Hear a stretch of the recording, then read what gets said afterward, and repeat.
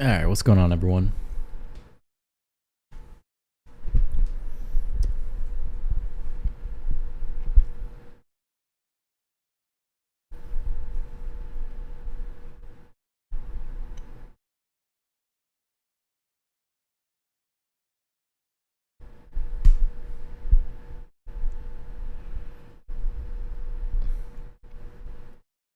Make sure we're set up correctly here.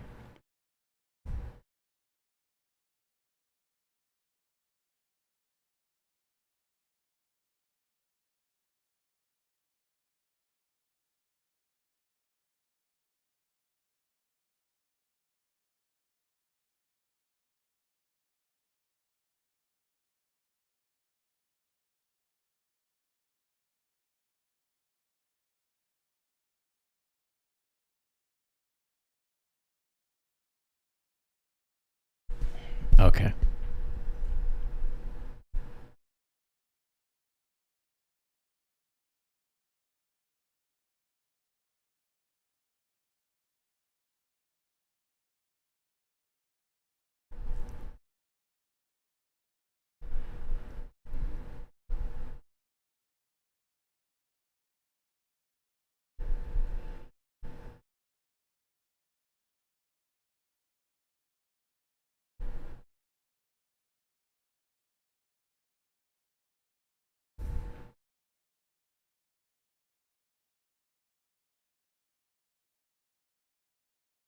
All right, so apparently there has been another attempt on Trump's life. So we're up to two now. What I have here is the press conference. They're going to give us the details. The little of what I've heard about it is somebody had a firearm outside of a golf course that Trump owned in Florida. So hopefully we can see some details on what actually happened in this scenario. This is coming from the FBI, but I think there's actually a group of different people in this interview, like the Secret Service and things like that. So let's go ahead and see what they have to say. You guys want to come on in? Yeah. Okay, guys, you ready?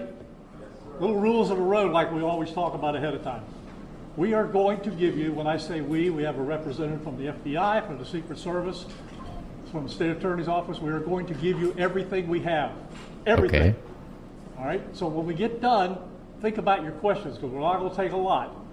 And keep them to the information that you heard. Don't get into what ifs, and because of this, we're not going to go there, all right? So keep that in mind. And They should be taking questions. I don't know where they got this idea that they should limit questions, but that's pretty much what you're there for. You're at a press conference to take questions from the media. we'll be good. So here we go. All right, 1:30 this afternoon. Call came out, shots fired. That was called in by the Secret Service. Okay. Because we're in constant contact with them all the time. We were notified of that, and we had units here that immediately sealed off the area. Fortunately, we were able to locate a witness that came to us and said, hey, I saw the guy running out of the bushes. He jumped into a black Nissan, and I took a picture of the vehicle and the tag, which was great. So Okay. we had that information. Our real-time crime center put it out to the license plate readers. And we were able to get a hit on that vehicle on I-95 as it was headed into Martin County. We got a hold of Martin County Sheriff's Office, alerted them, and they spotted the vehicle and pulled it over and detained the guy. Okay, so they have the guy in custody. I guess from what he was saying, there were shots fired. Secret Service called it in. They had somebody report the tags on the vehicle and the license plate. Were able to track him down and put him into custody. After that, we took the the witness that witnessed the incident, flew him up there, and he identified as the person that he saw running out of the bushes and jumped into the car.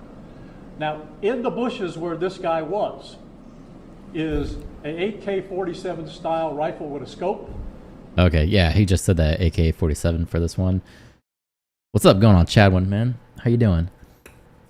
My own conspiracy theory. First attempt was a AR-15. This attempt was a AK-47. Interesting. Okay, I see what we're doing here. All right, we got a a whole host of assault weapons here. And she, being Kamala, just talked about banning assault weapons again. So interesting. 2 backpacks which were hung on the fence that had ceramic tile in them, and a GoPro, which he was going to take pictures of. What was he doing with ceramic tile? So those are being processed right now. The Secret Service agent that was on the course did a fantastic job. What they do is they have an agent that jumps one hole ahead of time to where the president was at. And he was able to spot this rifle barrel sticking out of the fence and immediately engage that individual, at which time the individual took off.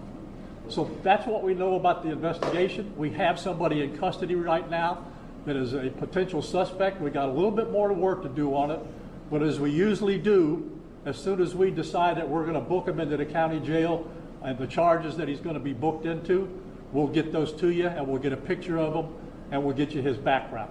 Which I think by now we already have a picture of this guy. There's actually video out there. People had found his Facebook profile, which Meta scrubbed from the internet, and he was also on X. Had a long history of posting on X, which also was scrubbed. So I think there's probably some kind of laws that go into play where they have to get rid of this guy's identity from social media. I don't know. I have to fact check that a little bit, but I'm assuming because it was scrubbed on X as well, there's probably some kind of laws going into it. How do you get rid of assault rifles? How do you get rid of assault rifles? They get rid of the person who supports them with an assault weapon. Exactly. Yeah, it's pretty much. It sounds like a crazy conspiracy theory, but it all kind of fits together when you think about it. Yeah, that they can't get the support to ban these weapons, but something like this would maybe change people's opinions. So now I'm going to turn it over to the representative of the Secret Service, and he's going to make a brief statement. All right, Secret Service guy. Hi, good afternoon, everyone. I first want to thank all of our law enforcement partners, to include the Palm Beach Sheriff's Office and the Martin County Sheriff's Office, for their involvement today. Former President Donald Trump is safe and unharmed following a protective incident shortly before 2 p.m. on Sunday at Trump International Golf Club at West Palm Beach. The U.S. Secret Service personnel opened fire on a gunman located near the property line, and this matter is under investigation.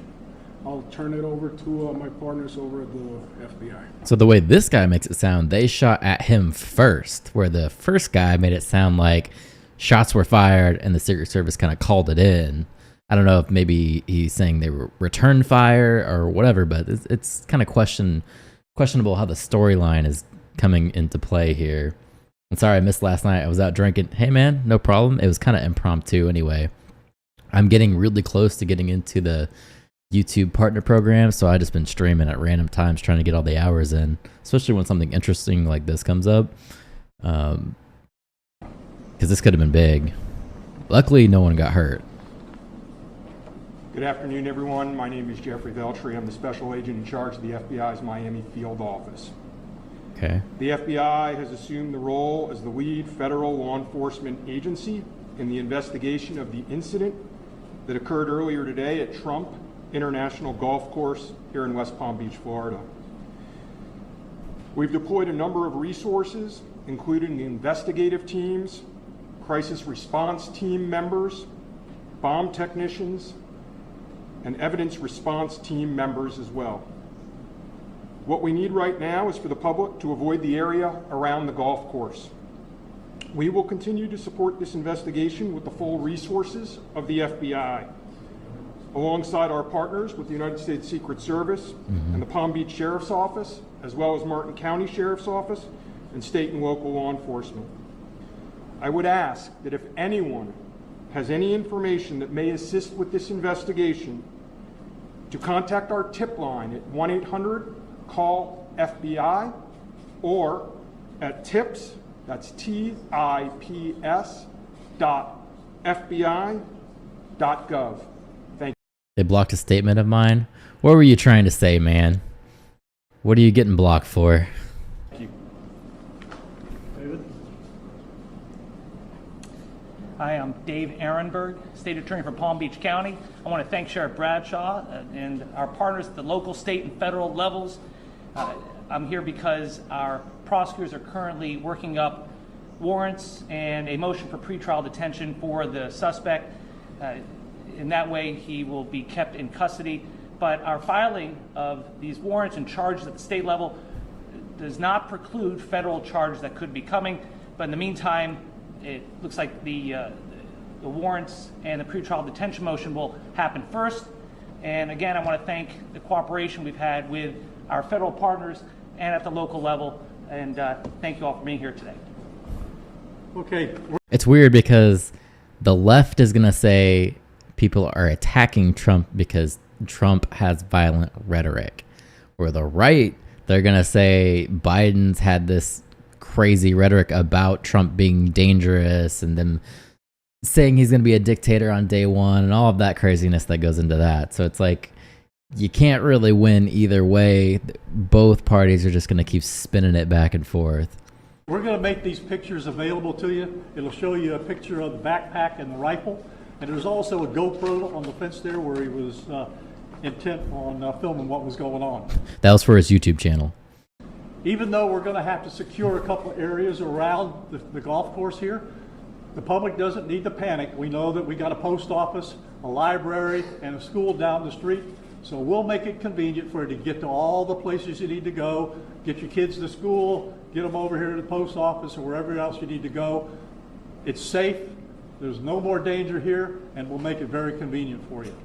So having said that, we're going to take a very limited amount of questions, and you can direct them to who you want to answer the question. Why are they taking limited questions? Made any statements as he was being detained? No statement right now as far as his involvement in the incident, and there's further investigation to be completed. What was his Okay, so they don't have a motive yet. demeanor like? Yeah, I'm not sure if maybe the Secret Service gentleman answered. I misunderstood, or I couldn't quite understand. So there was a rifle, so one of your agents saw on the golf course saw a rifle pointing to a fence with a chain link. Okay, so he saw that, the agent? That is correct, yes. And the president or the former president was on the course behind him. How close? It was 1 or 2 holes behind. 100%. That because the bubble moves through the golf course, so our agents will get there first, clear it. He noticed that the rifle was pointed out. Our agents engaged. We are not sure right now if the individual was able to take a shot at our agents, but for sure our agents were able to engage with the subject. I don't know that. Doesn't appear so. Is there a moment? Interesting. So they have agents playing a hole ahead of him just to try and give him some security when he's playing his golf.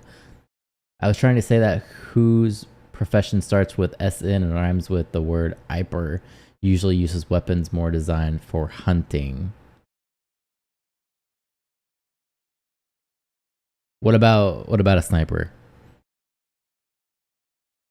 Al. How far away was the president? How far away was Donald Trump when this gentleman was caught and stopped? Probably between 300 and 500 yards, but with a rifle and a scope like that, that's not a long distance. For the Secret Service, how far was your agent from the would-be assailant? That I'm not sure right now. We're still looking into it. Reports of the 4 rounds of ammunition were fired. Were all 4 of those from your agent? That is correct. 4 to 6. We're not sure yet. Was there a long distance? Explain why. They wouldn't use assault-style weapons. That's my theory. Yeah, someone who was actually trained as a sniper wouldn't use a AK-47. That's for sure. Yes. Are they trying to say this guy was like prior military sniper or something? This is the first I'm actually looking into this, so I'm trying to get all the details still. Yes, ma'am. I was wondering what how this was able to happen, and for future reference, is there any up security in the golf course? I didn't hear all that. Say that one more time and talk up a little bit. So how was this able to happen, and for future reference, is there any up security in the golf course? Well, you got to understand the golf course is surrounded by shrubbery. So when somebody gets into the shrubbery, they're pretty much out of sight.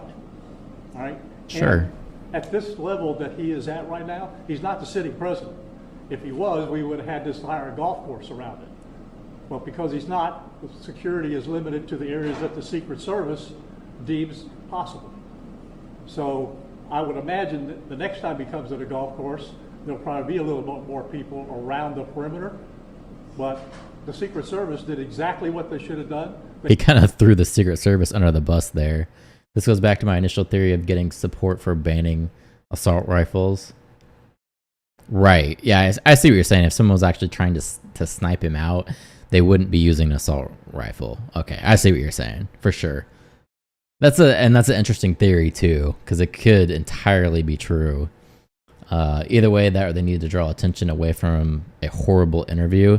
Talking about that Kamala interview that I watched last night, that local interview. Oh, man, that was terrible. They provided exactly what the protection should have been, and their agent did a fantastic job.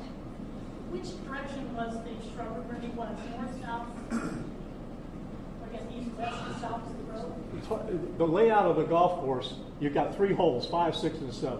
All right, one of them runs parallel to Summit Boulevard. One of them runs parallel to Congress. And he was in an area in the shrubbery where he could see both holes. So the president was another hole back, which means he's about between 400 and 500 yards away. Has Trump made any kind of comment about this yet? Let me look at Truth Social, see if he's tweeted anything. So he was on the golf course? Oh, he's on the golf course, yeah, but he's back a ways. For the Secret Service, have you guys changed at all the way that you guys are protecting former President Donald Trump? This is now a potential second attempt on him. Can you just elaborate on how things have changed and what you make of all this? Yes. So as of right now, I'm looking at Truth Social, which is the first place that Trump always goes to deliver messages to the media or just things directly coming from him.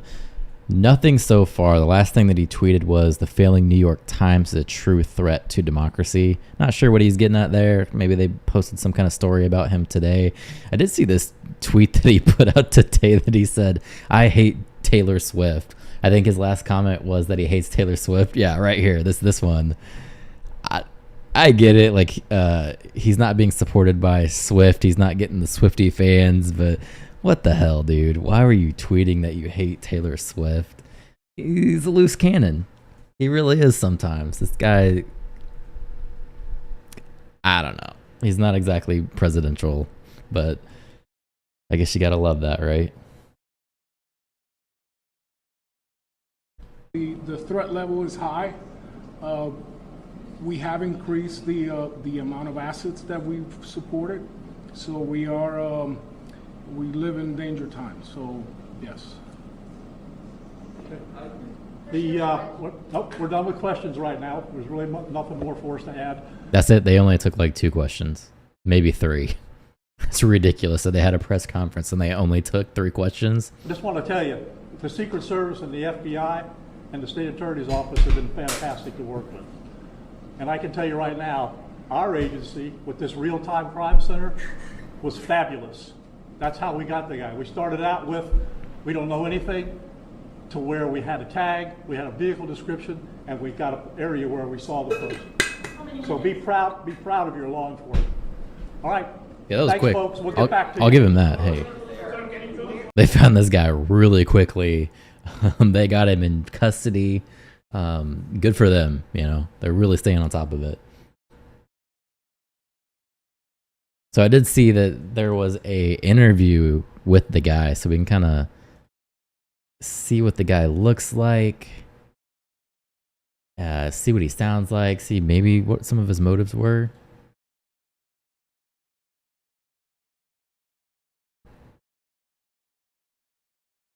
All right, so this is the guy here who made a second attempt on Trump, not the second time he did it, but the second attempt on Trump's life. So it's an article, or rather a video by Newsweek. So I just kind of want to get an idea of where this guy's headspace was and why he did what he was doing. So let's go ahead and play some of this. Please tell me who you are and why are you here? I'm 56 from the U.S. From North Carolina originally, so I live in Hawaii now. So flew all the way from Hawaii here. So Damn, he's from Hawaii. Why I'm here. To me, a lot of Third attempt? How's it the third attempt? Am I missing one? the other conflicts are gray, but this conflict is definitely black and white. This is about good versus evil. This is a storybook, any movie we've ever watched. This is definitely evil against good. I mean, Which one am I missing? we're battling a situation here where, the Ukrainians and the rest of the world are caring and kind and generous and unselfish and take care of one another. And it's just a matter of, we need to stand up for that. That is the most important thing in the world, is just to show human beings that we're kind and we're caring and that we take care of one another and that the world is united so that we feed each other and make sure that, we all move forward as one collective whole unit. So The attack outside of the Republican convention? I don't remember that. Was it like protests or something? Is that what you're talking about? After the first with Crooks. Let me see if I can find it. So, we feel the pain of one country's failure and their conflicts, and we enjoy the successes of other countries that are doing good, and we all work together. And for some reason, Russia does not grasp this concept that we're all one unit, and we have to get along and work together and be normal human beings. This is 2022. We have to work together. It seems asinine that we have a leader in a country that does not understand the concept of being unselfish and being generous. So it's not showing anything on Google, but I do remember what you're talking about because they arrested some guy, right? I remember they had another guy in custody. I don't think he got very far, like this one who popped some shots off, or the first one who actually hit him. But I do remember something about somebody being arrested. And being kind and just the basic moral values that are required by human beings these days. It blows my mind. And what are you doing here in Ukraine? My initial goal was to come and fight. I think, everybody around the globe should be motivated to come here and support the Ukrainians and support the army, no matter what gender, age, anything. Everybody should be here supporting the army. But I'm 56, so initially they were like, well, I have no military experience, so they're like, you're not an ideal candidate. So they said, not right this minute. So plan B was to come here to Kyiv and promote getting more people here. We need thousands and thousands and thousands of people here fighting with the Ukrainians. We need, we've got 190 countries around the world. He just said 2022, does he know Trump wasn't president? Exactly. I guess was his motivation because of the Ukraine war. He felt like Trump wasn't going to give support to Ukraine, even though Trump is saying he just wants to end the war in general. Is that the motive that we're going with? That the funding was going to dry up and, Trump's a Russian asset and all of this blah, blah, blah, blah, blah. It's Google, an election year. They've already been caught deranking, delisting search results for Trump related stuff. Yeah, I'm with you. But I remember something happened where somebody was arrested. I kind of know what you're talking about. I don't even know if it was at the RNC though. That might be a different one, but I do remember like somebody just recently got arrested. They just caught somebody. It was in the media. Let me see if I can look a little bit more for it. And we need thousands from all of them. If the governments will not send their official military, then we civilians have to pick up the torch and make this thing happen. And we've gotten some wonderful people here, but it's a small fraction of the number that should be here. If we have 5,000, to 10,000 people here fighting, that is just a minuscule amount of the 5 billion people on the globe. We need everyone here fighting. That's why I'm in Kyiv. So every project that I promote is about getting people here to support the Ukrainians. We were at a critical juncture in this war where we are sitting on the fence as far as whether good or evil is going to win.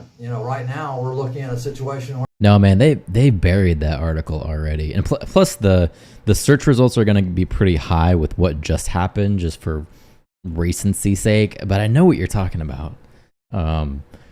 What kind of thinking is let me dye half my hair blue and go to Ukraine and protest? He didn't even want to protest, man. This guy wanted to go there and fight. They told him he didn't have any military experience, like, and you're old. What the fuck are you doing here? That's what they told him. And he's saying everybody should have been here. The world is waning in its the thinking that this is important or not.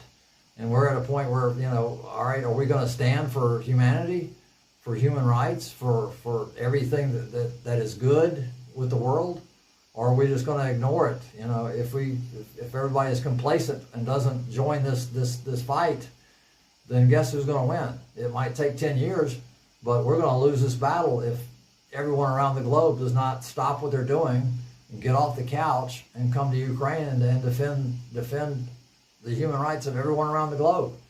This is the most important thing going on in the world today. So sitting around and letting life go on as normal and complaining about gas prices and complaining about, you know, your luxury life in whatever country you live in is unacceptable. As human beings, we must support each other. We cannot turn our backs on anyone around the world and expect the problem to go away. So I've been dealing with Russia for my entire life. You know, we had one period where it was okay, but now we've let it slip back into terrorism. So it's just, the world needs to respond.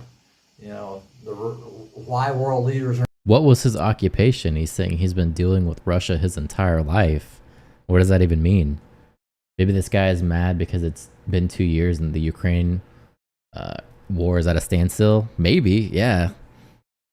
I don't know, man. They're not sending military is beyond me. We're going to have to elect new leaders the next go around that have a backbone and that, you know, have the fortitude to say, hey, we're not going to tolerate this type of behavior. So he wants a war. He wants to send in U.S. troops into Ukraine. Behavior is unacceptable anywhere, any place, you know. So it's totally unacceptable, and why people are not responding, I do not know. What impressed you the most since you are here? Check your comments. Unsent, your automod settings are too strict. I haven't set anything for Twitch, to be honest. I don't have anything on there. I see you had a... Oh, it popped up. It said, yeah, automod. I can hit allow on it. Yeah, I've never set any kind of settings like that, but it says add permission. It flagged you saying killing Russian, so I had to allow it. Why is it always crazy? Why is it always the crazy white people that make international headlines? You can tell this dude is a little bit off. He's a little crazy. But anyway, your comment was ignorant imbecile has no idea what he's talking about. Ukraine was killing Russian-speaking people along the border and ignited the conflict. Yeah, I got the automod checked, so we should be good now, hopefully. On YouTube side, I know they edit comments all of the time, and there's not a lot I can do about it. For the chat, I put allow all, but YouTube has their own settings where they won't allow certain things to be said. My trip to Irpin was pretty emotional. So, you know, going and seeing the buildings that were burned and destroyed and things of that nature. I think more emotional for me is just talking to the guys that have come here. You know, when you talk to a 20-year-old guy that sold everything he owns to come here to fight, that is heroism. You know, he's coming here to risk his life for humanity, for the Ukrainians. You know, guys that sell everything they own to come here and support the Ukrainians while others sit at home and do nothing.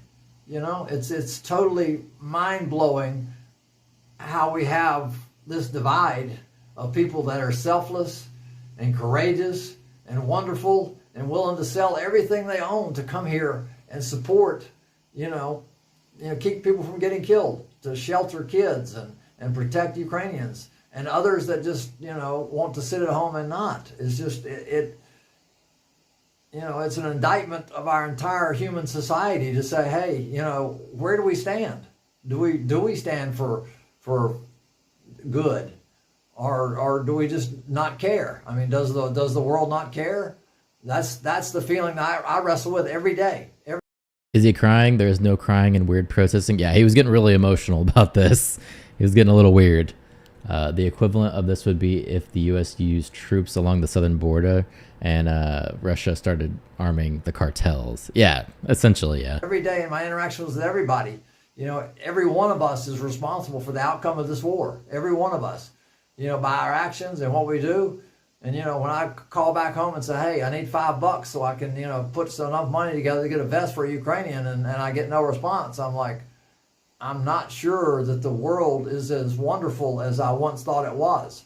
I had thought that everyone would respond, very generously and unselfishly, and you don't have to come, but, if I ask for $5 to buy a vest to save a Ukrainian life, it seems like that would be a no-brainer, but yeah, bro, I don't owe you shit. I increasingly get more disappointed in humanity, and I'm beginning to question whether or not we're going to end up on the right side of this equation. So you are working with the International Legion. Yes. And you are trying to convince people to help, to donate, and to join. Yeah. My final question is, what would you say to the people in order to convince them to join the International Legion, or to donate for it, or to be involved in the humanitarian aid to Ukraine? Right. It's just extremely important, the whole thing. As far as joining the military, yes, if you have some military experience or know people with military experience, encouraging them to come and fight. We have units all over the place. So, there were some leadership issues initially, but we've got so many units available to us. Georgian. That's you, Wolf and Chad. You can go over there and fight for Ukraine if you want to. Use that military experience. On a side note, my Chicago Bears still suck. Well, that's because as someone from Illinois originally, everything from Illinois sucks. So there you go. This guy definitely had a link to his Cash App on the social media web pages. Exactly. His buy me a coffee. Crimean, Ukrainian, Territorial Defense, Foreign Legion. We have, so many paramilitary groups. I put a 74-year-old Japanese guy in a unit. So, we have girls in units. So we have two girls that are in the unit up the street. So any gender, any age, any skill level to no skill level. But yeah, if you want to fight, come here and see me, and I'll put you in a unit so you can go fight. But regardless of that, we should have thousands upon thousands of people standing here with the Ukrainians. This Maiden Square, Independence Square, we should have millions of people in this square, filling the square from every country around the world. And hard pass. No, thank you. Why we don't, I don't understand. I'm here every day with all the flags from all the supporting countries, with the memorials for the people that have died. And, I've had several people come, but just a handful, So it blows my mind that I'm standing here alone without thousands of people from every country, from Asia, from Africa, from Australia, from Canada, from everywhere in South America. So you can see from this interview, this is like the slow mental breakdown this guy is having, which would lead him to take action against Trump. It's kind of interesting when you look at it from like a crime show perspective, but this is real life. This is real time. You're watching somebody mentally deteriorate to the point of attacking a president. He can go to hell, not our business, not our problem. The FAO'd and Russia had enough of their Nazi shit. Yeah, this guy definitely smells like he's done stolen valor once or twice. Yeah, for sure. I mean, he said up front that he had no prior military experience and he still signed up to go fight. So at least he's fighting for what he believes in. But you can just see the mental decline that is taking place here. Every place. Europe. Europe, everywhere. We need everybody here. If you have no everybody. skills, just come. We need to be cheerleaders. Everybody just quit your job and go to Ukraine. That's what everybody should be doing.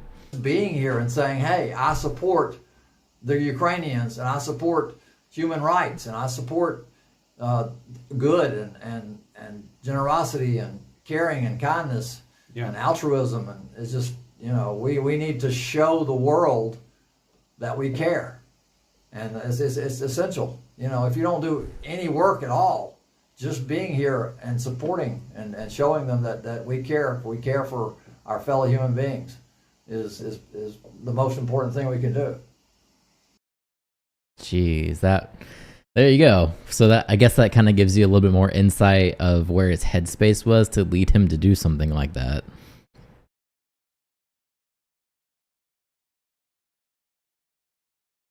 This is why you don't fully believe to government and the press briefings.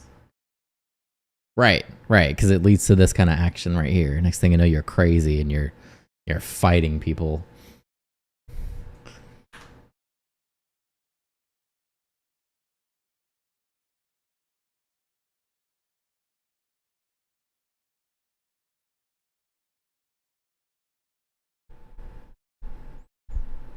Sometimes you have to step outside and take in the fresh air, and don't believe everything that Karine is telling us.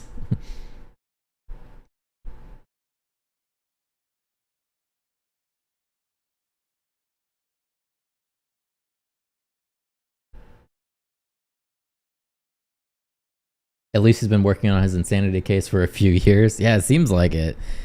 I want more, though. I want to see, like, are they going to do an interrogation that we can see, on video? Are they going to release that to the public? What exactly was his motives? It already looks bad because clearly this guy is like a Biden supporter all the way, to the point of being insane. Obviously, they're going to spin it to say he became violent because of Trump's rhetoric.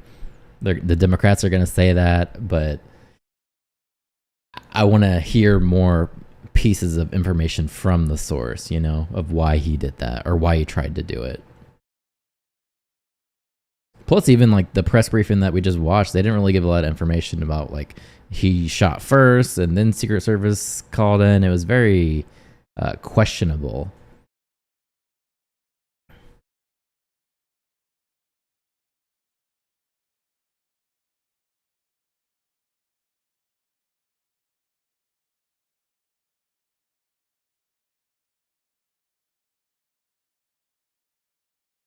They already saying he voted Republican in 2016. It's going to be hard for them to spin that with this interview here. And especially with him shooting Trump, like, come on. It's pretty clear he was a Biden supporter. And he believed that Trump was going to be a dictator on day one.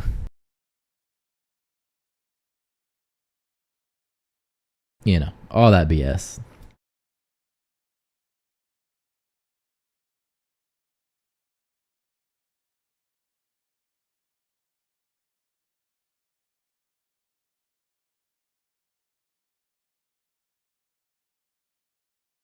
So JD Vance did this interview on CNN, I believe it is, with Dana Bash, and apparently he just lays into Dana Bash when they're talking about the Haitians and the cat memes and all that stuff. So I want to kind of hear their back and forth of what he got upset about. Vance, who represents Ohio in the U.S. Senate. Thank you for being here, sir. So the mayor of Springfield, Ohio, Rob Rue, said, quote, all these federal politicians that have negatively spun our city, they need to know they're hurting our city, and it was their words that did it. Before Donald Trump talked about eating dogs and cats on a debate stage, it was you, Senator, who first elevated this baseless rumor. These are your constituents. So why are you putting them at risk by continuing to spread claims about Haitian immigrants, despite officials in your state saying that there's no evidence and pleading for you to stop? All right, here we go. Well, Dana, first of all, what's putting the residents of Springfield at risk, which was a town completely ignored by the American media until Donald Trump and I started surfacing some of these concerns, is that they can't afford housing, they can't afford health care. The schools have been overwhelmed, the hospitals have been overwhelmed, and they're overwhelmed because Kamala Harris allowed 20,000 Haitian migrants to get dropped into a small Ohio town of about 40,000 people, and it's completely overwhelmed the services. Now, Which, this is true. We just saw that in the White House press brief, how the mayor of this town was reaching out to the federal government to say, hey, we need more support. We need money. Our hospitals are overrun. We don't have the infrastructure to support all these people, even though we're taking in all of these immigrants. Now you ask, why have I talked about some of the things that I've been talking about? Let me just say this. My constituents have brought approximately a dozen separate concerns to me. 10 of them are verifiable and confirmable, and a couple of them I talk about because my constituents are telling me firsthand that they're seeing these things. So I have two options, Dana. I can ignore them, which is what the American media has done for years to this community, or I can actually talk about what people are telling me. And of course, many of the things that the media says are completely baseless have since been confirmed. For example, I was told, Dana, that by the American media that it was baseless that migrants were capturing the geese from the local park pond and eating them. And yet there are 911 calls from well before this ever became a viral sensation of people complaining about that exact thing happening. So my attitude is listen to my constituents. Sometimes they're going to say things that people don't like, but they're saying things that people don't like because their town has been overwhelmed, and it's my job to try to fight for them and to protect them. Kamala Harris opened the border, and now these people are suffering. That's what I'm focused on, Dana. Senator, I have to go through several things that you just said. First of all, the Clark County Sheriff and the Ohio Department of Natural Resources reviewed 11 months of 911 calls. They only identified 2 instances of people alleging Haitians were taking geese out of parks. They found 0 evidence to substantiate those claims. Also, other evidence that you have talked about, even you've retweeted alleged evidence, are unsourced social media videos from a different city, apparently no connection. Yeah, the video with the cat where the police comes out and the neighbor is saying, oh, they ate my cat, and they have the Haitian there. That's a different city, apparently. To Haitians. And this is from a conservative activist who offered a $5,000 reward for such things. And then going just backly to the schools and the hospitals and so forth being overwhelmed, nobody is disputing that the town of Springfield, Ohio needs help. But you're not just a bystander, you're the senator from Ohio. So instead of saying things that are wrong and actually causing the hospitals, the schools, the government buildings to be evacuated because of bomb threats, because of the cats and dogs. She's trying to put blame on him, like he called in the bomb threats or something. That sounds stupid. Not to sound like a liberal, but these shocking claims Trump and Vance claim, they really need to provide sources that will help them. Yeah, they should. They should be throwing out on True Social or Twitter or whatever the things that they actually believe. They did post some of those videos. At least Trump's son, he posted the video, the one I was talking about in the town, the different town where the cat was being eaten. He posted that, but they're trying to pin this specifically to this town. That's wordplay to say that officials only acknowledged 2 calls. Yeah, that's not exactly to say if it actually happened or not. Thing. Why not actually be constructive in helping to better integrate them into the community? Because there are a lot of employers there who say that the Haitian workers are helping fill jobs that they need desperately filled. Dana, first of all, let me just respond to a couple things that you said, but I want to start. First of all, Dana, I didn't call in the fucking bomb threats, so you shut your pie hole. With something you said, which I think is frankly disgusting and is more appropriate for a Democratic propagandist than it is for an American journalist. There is nothing that I have said that has led to threats against these hospitals. These hospitals, the bomb threats and so forth, it's disgusting. The violence is disgusting. We condemn it. We condemn all violence. Senator, and this threats happened of violence. after you and But to President say, Trump were on the debate say, stage, said Dana, that cats and dogs were being eaten. You asked a question. How is that even connection to them. He can literally say that, hey, migrants are eating cats and dogs. So then logically people call in bomb threats into a hospital and that's his fault. I don't see the connection here at all. Question, Dana, and I'm going to go ahead and answer it. Okay, What we have said is that this town has suffered terribly under the policies of Kamala Harris. Now, you just accused me of inciting violence against the community when all that I've done is surface the complaints of my constituents, people who are suffering because of Kamala Harris's policies. Are we not allowed to talk about these problems because some psychopaths are threatening violence? We can condemn the violence on the one hand, but also talk about the terrible consequences of Kamala Harris's open border on the other hand. Now, let me just fact check a couple of other things that you said, Dana, because it's important. You said that all of these migrants are in the country legally. They are in the country through what's called temporary protective status. Right. That is when Kamala Harris waved a magic amnesty wand, taking people and giving them legal status. That is not to say that they're here legally. That is a terrible indictment of her amnesty policies that have further opened the border and further caused terrible migration. Oh, he's on fire today. He's doing good. You might not agree with the policy, and obviously you don't, which is totally fair and legitimate. There are policy disagreements all the time, but the fact is it is the law because President Biden and Vice President Harris are. But I don't want to frankly go down this conversation about policy Dana, because you made a point.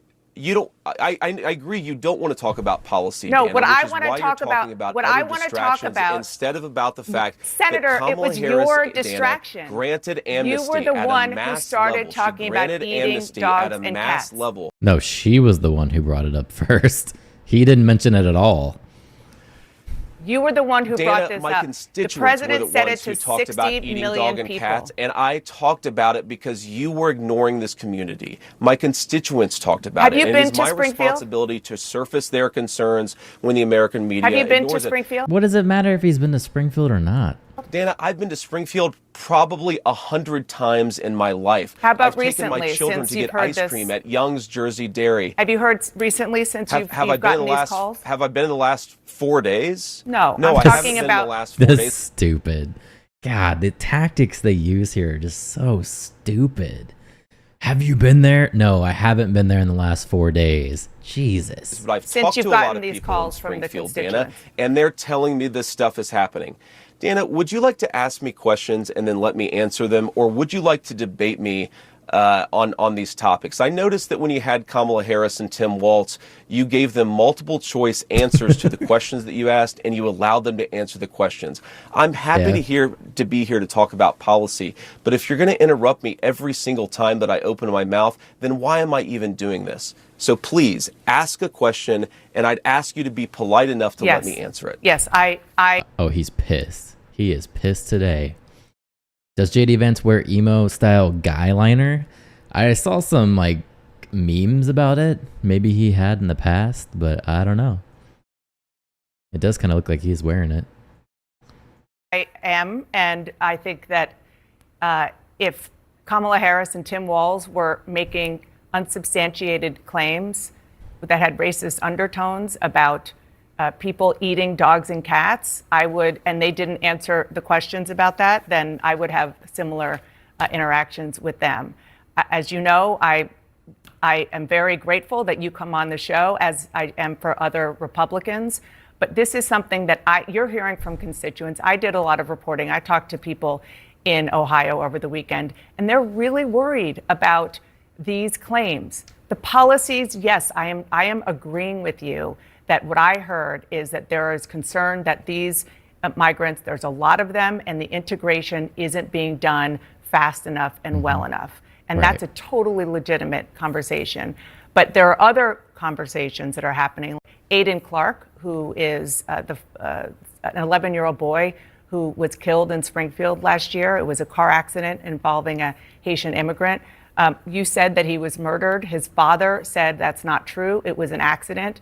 Here's what he said to you. Okay. Politicians, Bernie Moreno, Chip Roy, J.D. Vance, and Donald Trump.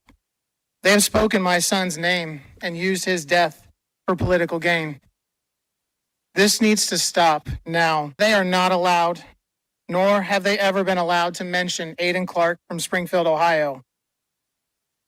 I will listen to them one more time to hear their apologies. Senator, he's asking for you to apologize. Why didn't she play the clip of him saying that what he said wasn't true?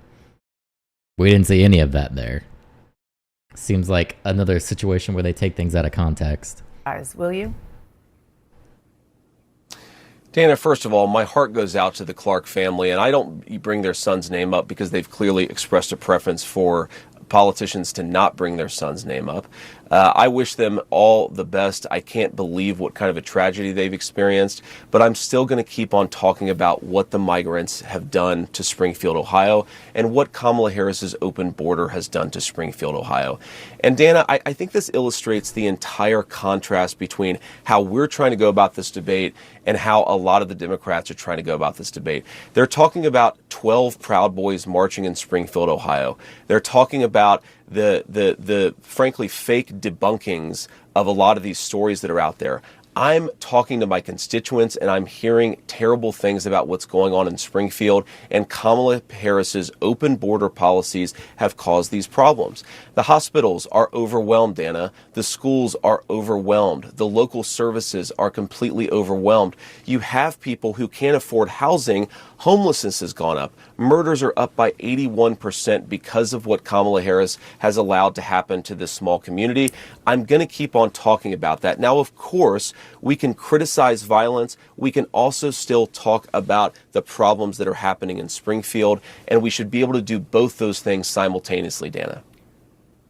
Just once and for all, you again started this in part by saying that, at which Donald Trump repeated on the debate stage, that, and he didn't say anything about the policies that you're talking about. He just said Haitians are eating dogs and cats. Can you affirmatively say now that that is a rumor that has no basis with evidence?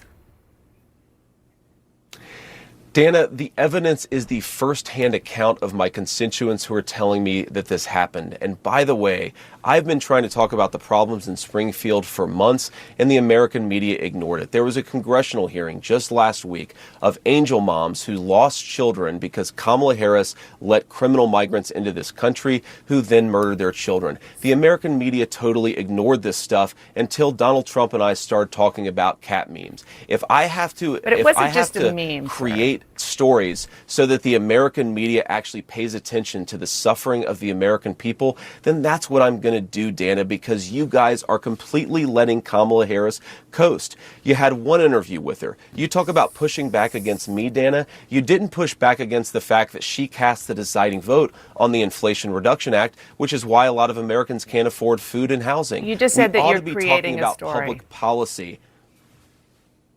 You said that what? Sir, you just said that you're creating the story. What's that, Dana? You just said that this is a story that you created. So the eating dogs and cats thing is not accurate. Dana, it comes from firsthand accounts from my constituents. I say that we're creating a story, meaning we're creating the American media focusing on it. I didn't create 20,000 illegal migrants coming into Springfield thanks to Kamala Harris's policies. Her policies did that, but yes, we created the actual focus that allowed the American media to talk about this story and the suffering caused by Kamala Harris's policies. Do you condemn the Proud Boys, even if it's just 12, even if it's just one marching in Springfield? Dana, I condemn all white supremacists. I'm obviously not. I'm married to a non-white person. I don't. This is so stupid. It's such a waste of time, the kind of questions that she's spinning at him. I really thought, is this not CNN? Yeah, this video CNN. I thought CNN was getting better. I thought they were kind of pulling away from all the bullshit, the things that are just wasting people's time and trying to go with policies and things that actually matter. But apparently not. I always have a feeling that guys like these are getting paid. Yeah, that guy was probably paid off. Let's be real. He was paid off probably in a the counter argument to all of the Gold Star families coming out and saying that Biden and Harris didn't actually come and be at the funeral and all of that bullshit. It's the counter argument to that. It's pretty much it's dead family. Now we need a group of people that have a dead family to counter that, so we look just as good. It's just political bullshit. Wait, now we're back on the Proud Boys. Apparently, we're bringing back up the Proud Boys. 12 people marching. Nobody gives a shit. Nobody cares. They rehired Seltzer and Mr. Potato Head himself. That's sad, but they were getting better for a while, though. They really were. They were kind of pushing back on Kamala, and they were still kind of pushing on Trump, too. And it seemed like some journalism was happening there. Like, they were trying to be balanced, but you see interviews like this with Dana Bash, and we looked at her interview where she interviewed Tim Walz and Kamala Harris, and he's right. They were throwing softball questions. Here's your A, B, C, D, pick from this. They weren't holding her to the questions, just like the last interview that I watched with Kamala. Can you run that link I dropped? Yeah, after we finish this one, it's got like 4 more minutes. I'm going to pull it up. Don't like these people, but I think that we have to keep our focus not on 12 marchers going down the street, but on the fact that thousands of residents have had their lives destroyed by Kamala Harris's policy. I find this very unusual, Dana, that the American media is more interested in a bunch of losers marching down the street than they are in the fact that Kamala Harris has made these people's lives worse. I'm not talking about 12 Proud Boys. I'm talking about 40,000 residents, 40,000 constituents of mine, many of whom can't afford housing and food because of Kamala Harris's open border. That is what I want to focus the media's attention on. We're going to keep on doing it because I think the American people deserve a government that puts their interests first. Can I make just one more final point about this, Dana? Yes, please. You've heard a lot of the media focusing on every possible distraction from the story in Springfield. You've heard them focus on these Proud Boys marchers. You've heard just in this interview, Dana, the suggestion that because some psychopath is calling it a bomb threat, somehow we have to then ignore 40,000 Springfieldians who are having their lives worsened by Kamala Harris's policies. Well, what is the implication? That is what she suggested. Literally, that's what she was saying. She was trying to pin the blame on him for that happening.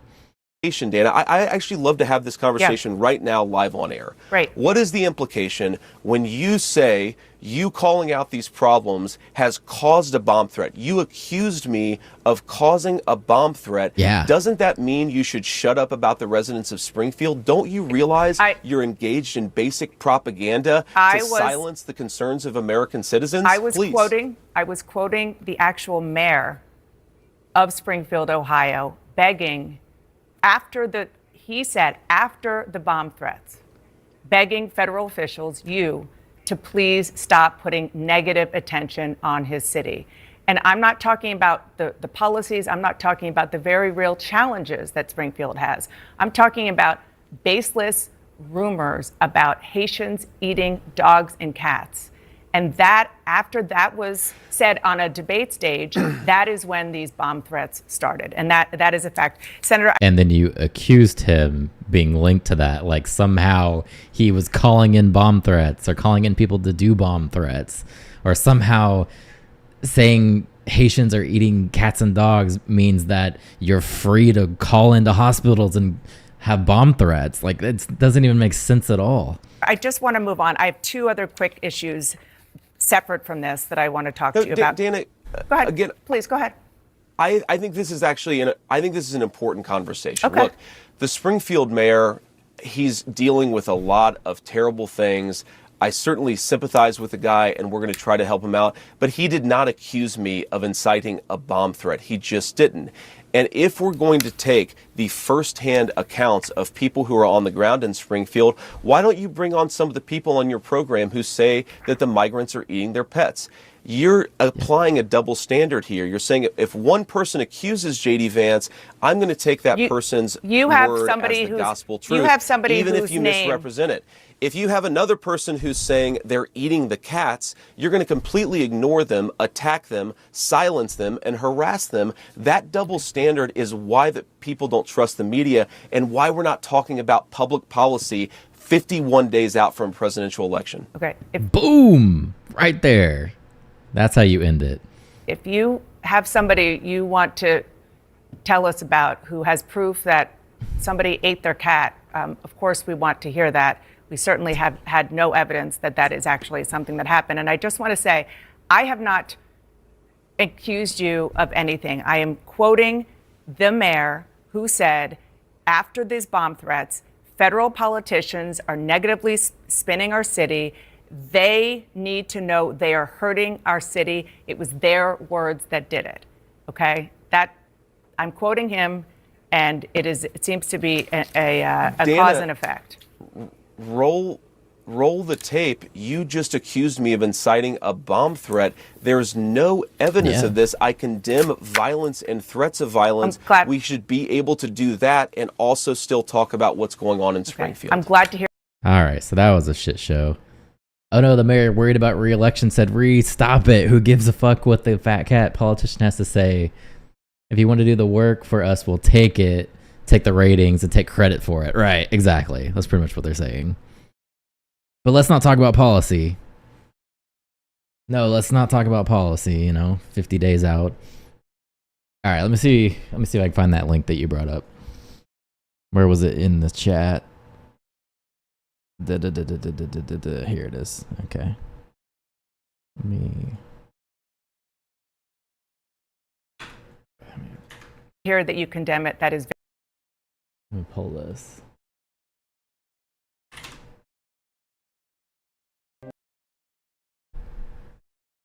My father immigrated.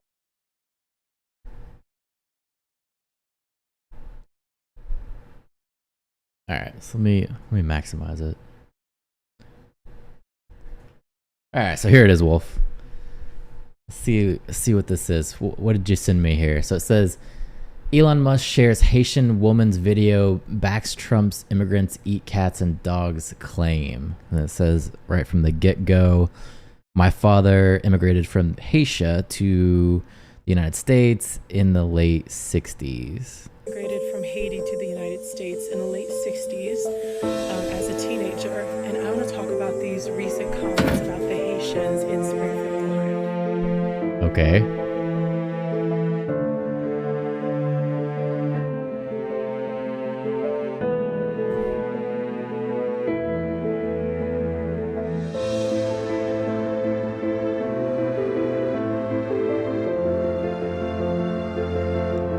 My father immigrated from Haiti to the United States in the late 60s as a teenager, and I want to talk about these recent comments about the Haitians in Springfield, Ohio. First, I want to say my father and I are now estranged, but I did know him in my very, very young years, and when he immigrated, he was one person, and they weren't sending, thousands of Haitians in one area. He wasn't eating people's pets, and he didn't practice voodoo. But he did say that most of the island, the majority of the island, does practice voodoo. The reason they eat cats is for two reasons. Number one is survival. This is the poorest country in the Western Hemisphere.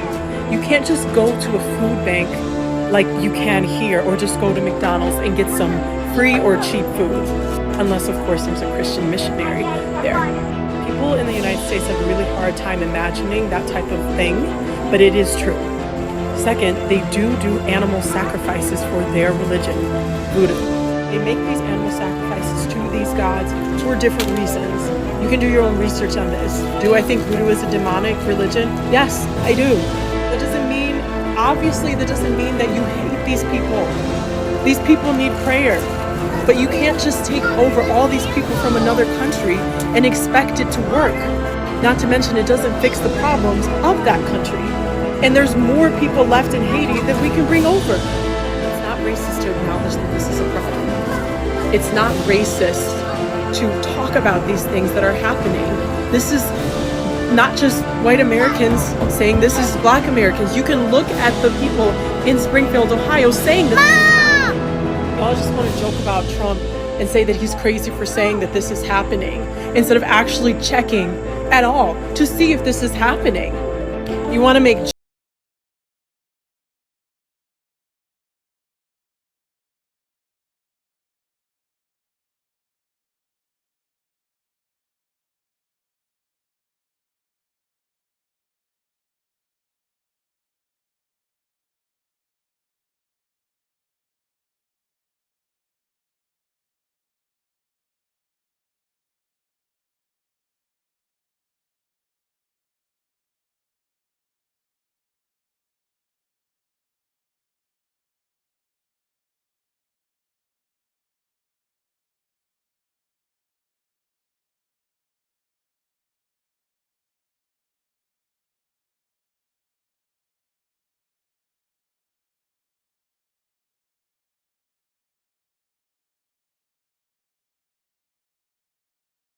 It is. Oh man, this is crazy that we're even talking about this. We're talking about eating cats and dogs and not talking about policies. I mean, ultimately it is about a policy, but Jesus Christ, man. This shit's crazy.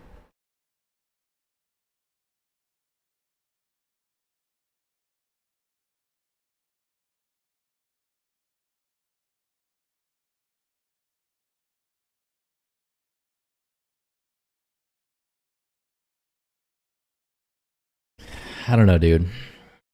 I don't know what to even say about it.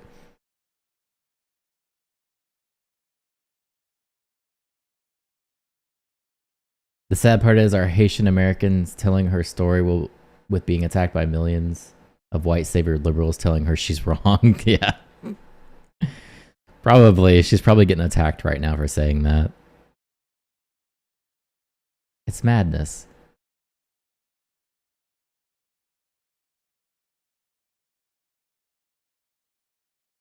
I mean, they should be talking about how they can't support them in the hospitals.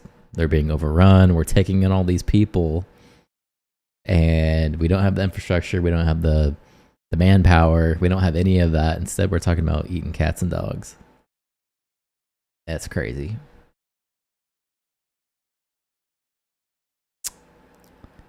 But, I mean, that sells in the media. It sells.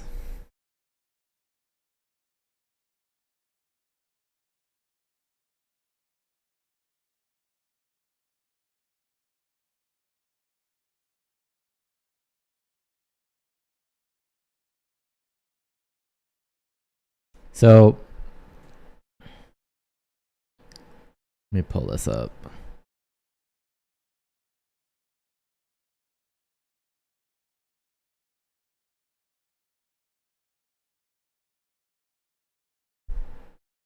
So we've been kind of going back and forth on our live streams about Kamala Harris's policies and how if they were going to be terrible for our country or if they're going to be good for the country or not. Well, this lady popped up on my feed and she's an accountant and she's going to explain Kamala's most radical financial policies. So hopefully she can break it down and maybe explain a little bit more about price controls or giving grants for homes and things like that Kamala wants to do. I feel like this video is going to get me into some hot water today, but before you judge me, please watch till the end of this video and then you can leave me all your hate comments. Today we are going to be going over Kamala Harris's most radical financial policies as explained by yours truly. I specifically actually live near the county where Kamala worked as a prosecutor. And okay, so she is a certified public accountant. She's a CPA. And lives in the Bay Area, so at least she has credentials. And from where she grew up, so I'm actually pretty familiar with her. I feel like under a facade of Kamala's own joyfulness and her opponent being so controversial and viscerally hated by half the country. But I wonder. I think I am actually humble. I think I'm much more humble than you would understand. We're kind of overlooking Kamala's own super insane radical policies. And like, I know like conservatives use the word radical when they describe a lot of policies, but even objectively as someone who did grow up like where Kamala worked as a prosecutor, some of Kamala's own proposals are actually a little bit insane, and I don't think a lot of people are aware of how insane they are. So let's get started with her policies. Right, the first policy that is really radical is her minimum 25% tax on unrealized capital gains. Which is fucking insane that anybody wants to charge tax on unrealized gains. Blows my mind. A weird flex by the left, but apparently 17 former Reagan staffers support Kamala. They're like 80 years old now, so who cares? Who cares about them? It's like when they came out with Dick Cheney supporting Kamala. Who cares? That's the guy that led us into the Iraq War. What credentials does he really have? for people worth over $100 million.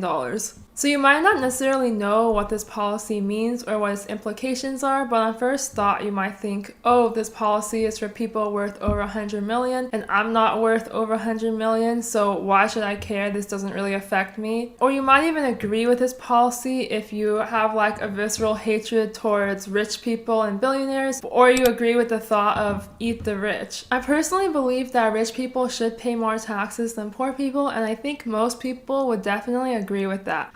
Rich people do pay more taxes than poor people. This is a stupid idea that people seem to think that rich people don't pay more than most poor people's salary. It's completely ridiculous. However, I do not agree with this policy because this policy in particular is actually extortion and will lead to bankruptcy of many, many individuals. This type of policy is actually more than just a liberal or left-wing policy. It kind of has strains of communism inside, and that's what Kamala is actually proposing in this policy, is that if you're worth over 100 million, the government can take a very, very large part of your wealth with no checks in place. Let's do a little more of a deep dive into this policy. First of all, a capital gain is essentially just an increase of an asset that you own, and that asset could be anything. It could be like stocks, houses, bonds, a piece of art, your Birkin bag, whatever has value and can increase in value. In the United States at this time, the government imposes a maximum 20% realized long-term capital gains tax, which means that if you buy an asset and you hold it for over a year and it increases in value, the maximum you can possibly get tax on after you sell the asset after it has increased is 20%. And a lot of people actually pay 0% taxes on realized capital gains at lower income levels. And historically, the US used to have varying long-term capital gains tax rates, but they never had an unrealized capital gains tax. An unrealized capital gains tax, as indicated by this policy, is that even before you sell an asset, you have to pay taxes on it. For example, you buy a stock for $100, it goes up to $500, and if you don't sell it yet, it's called an unrealized gain, and if you do sell it, then it becomes a $400 realized gain. Why is this policy problematic, you ask? Well, because most rich people are not actively trading assets on a day-to-day basis. Most wealthy people hold assets for a long period of time, for decades even. Like Warren Buffett, for example, a lot of hedge fund managers will hold stocks for very, very long periods of time. If you're asking for an unrealized capital gains tax, what that essentially means is that you're asking all these people to do an extreme sell-off of a ton of their assets so that they can... The suspect, Ryan, voted for Trump in 2016 and supported by Vivek and Nikki Haley this year. What's your point? He also tried to kill him. So what are you trying to say? afford to pay the 25% unrealized capital gains tax. Further, these people have to sell even more assets to pay for the realized capital gains tax after they sell their assets. So what I'm essentially saying is that there would be such a wide sell-off in the stock market, and that would tank a ton of stocks for a lot of people. But even more than just tanking the stock market, she's actually condemning a lot of people to potentially going bankrupt. For example, if you have insane unrealized gains in your stock positions built throughout the course of your life, not uncommon in people like Warren Buffett, you have to sell off most of your position to even be able to pay for this unrealized capital gains tax and the realized capital gains tax. And then the next year, with the remainder of what stock you have left, you have some unrealized losses because maybe the market wasn't doing that well that year, or the stock market plummeted from everyone selling off their stocks as a result of this policy. You can then be bankrupt or lose a significant chunk of your net worth, So basically you're stopping people from incentivizing people to actually get into the stock market. Because why would you be in the stock market if you're still paying all these huge amount of taxes on top of that? And especially the amount of taxes that they're going to have to pay, being the ultra wealthy holding up the American stock market. Why would you do it? They're probably just going to leave. They're going to go somewhere else. They're going to say this policy's stupid. I'm going to go get me a visa somewhere and turn in my American citizenship. See ya, suckers. You definitely well below 100 million. It's really interesting to me that Kamala only talks about unrealized capital gains, but she does not talk about unrealized capital losses, because I would expect in theory that if you're going to penalize people so hard for having unrealized capital gains, you should at least give them a tax benefit for having unrealized capital losses as well. Okay, now let's move on to Kamala's second radical financial policy. So my confusion, I was hoping that she was actually going to clear this up, is that I understand the stock thing. I don't agree with the policy. That's not what I'm saying, but I understand what Kamala wants to do on that for unrealized gains. My question was holding a home. As the home increases in value, are you also getting unrealized gains on that as well? Is that something that people are going to have to deal with, incentivize people not to actually buy homes anymore and pay unrealized gains on your house? And then how do you do that? Do you have to get your house appraised every year? That was my question. I get the stock thing, but when it comes to your home, is this for every asset? Is this cryptocurrencies as well? Is this unrealized gains on your business? How far does this go? That's what I wanted her to answer. In a speech a few weeks ago, Kamala called for a federal ban on price gouging in grocery stores. Yeah, this was Anything stupid. where prices are really expensive, Kamala's first solution is price controls. Essentially, she wants to cap prices on groceries because, as we all know, inflation has hit grocery prices extremely hard. Inflation was at some all-time highs during the Biden administration, in which Kamala was a part of and is still a part of. Ironic, isn't it? So now she wants to put a maximum price on groceries. This is problematic for so many reasons. Yeah, hello Venezuela. This is all happening on purpose by Biden admin, i.e. Kamala Harris. We need to vote in Trump or we're screwed if we aren't already just saying. I totally agree with you. These policies are ridiculous. The things that she actually wants to do here.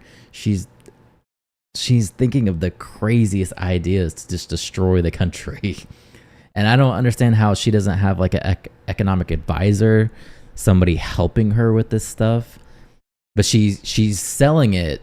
Here's what she's probably doing. She's selling this to people emotionally, because when people hear, oh, I'm going to do this policy to help you with paying for your milk, and we're going to have a cap, so you're not going to have any more increases in your groceries anymore. I'm going to help you out. I'm going to give you a grant to buy a house, and all of these other things that emotionally she's trying to do to get votes. Now, probably what she's doing, what I believe her plan is, she's going to get into office and none of this is going to come true. She's going to appeal to voters and say, yep, I got you. I'm going to help you get in a house, help you buy your groceries, and whatever else she's trying to sell. I think she was trying to do reparations. She's whatever else, man. She's trying to do that, and she'll get in the office and she'll realize economically this isn't going to work, and then she's just going to kind of be Biden again. That's probably the plan going forward. But these ideas that she's bringing out are just so crazy and radical. I don't understand how someone can't do just a little bit of research into these ideas and go, yeah, that's really dumb. Yeah, I'm not going to vote for you. First of all, it's actually insane that Kamala's trying to target grocery stores, because grocery stores are part of a sector that inherently has extremely, extremely low profit margins and gross margins. If you don't believe me, you can take a look at the various annual reports of grocery companies on the SEC's website, and you can see that grocery stores do not have good profit margins. Grocery stores have very poor pricing power compared to sectors that include things like big pharma or cosmetics, for example, or even software. A lot of grocery stores actually do in fact have to increase their prices as a result of energy prices increasing and transportation costs and just the cost of their raw materials increasing. This should absolutely not be a sector that is targeted because it already has pretty low margins. And further, the classic supply and demand issue in economics comes to play. Putting a price ceiling will lead to a shortage as demand will outpace supply. So there will essentially be a less supply of food to go around. Also, if you just take a look in a history book, America has actually tried price ceilings on groceries before and it has not worked out well. To counter inflationary pressures from World War II, FDR implemented price ceilings, which actually led to food shortages. And then ultimately the price controls were removed in 1946 and the annual inflation rate skyrocketed to more than 20% in 1947. President Richard Nixon also put price controls in 1971 and they also led to food shortages as well. Also, price ceilings have been implemented in places like Cuba, Venezuela, North Korea, and the Soviet Union, and the result has never ended up well. Another one of her radical policies is giving free healthcare to there's always a catch to the promises. I agree with you, man, but she will get votes that way. I come from a very kind of poor town where people buy lottery tickets. People don't win the lottery there. Nobody's actually winning the lottery. Nobody's making money off of this stuff.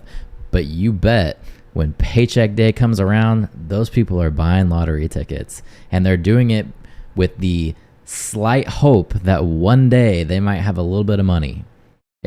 They're buying a ticket to dream a little bit. And that's kind of what they're doing with Kamala Harris. I kind of equate voting for Kamala Harris as like buying a lottery ticket, that you get a dream a little bit, but you know you probably just wasted your money.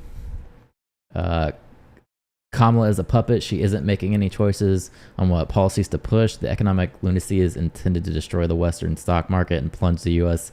into a flaming down spiral. And then they can do a communist takeover in response to their own engineered economic failures. That's definitely going down the rabbit hole for sure.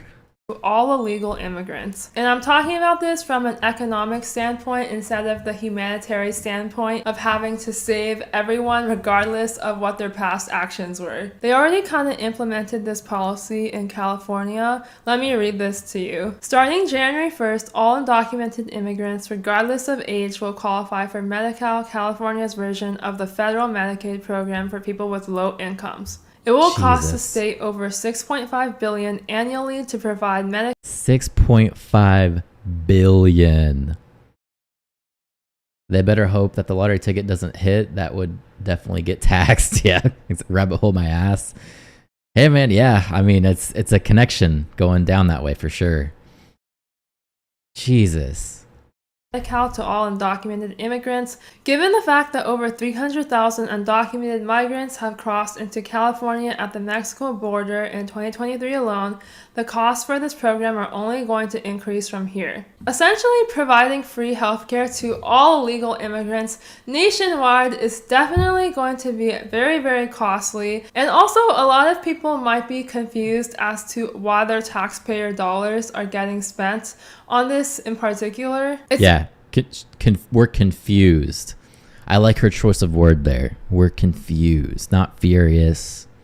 Definitely a hard pill to swallow for a lot of taxpayers because I know not all taxpayers want their tax dollars to be used for illegal immigrants. I know this policy is definitely not for everyone. Overall, my conclusions are that Kamala's policies are not exactly well thought out in terms of like the implications of her policies. I don't know how much she truly believes in any of her policies, quite frankly, because I know she does seem very wishy-washy on a lot of her policy stances, like taxes on tips, for example, and fracking. I also think it's quite fascinating that Kamala herself states that she believes in equity over equality, where no matter what place you start from, you all end up in the same place. That's a really interesting statement to make because that is actually one of the principles of communism. Which is everyone should end up in the same place.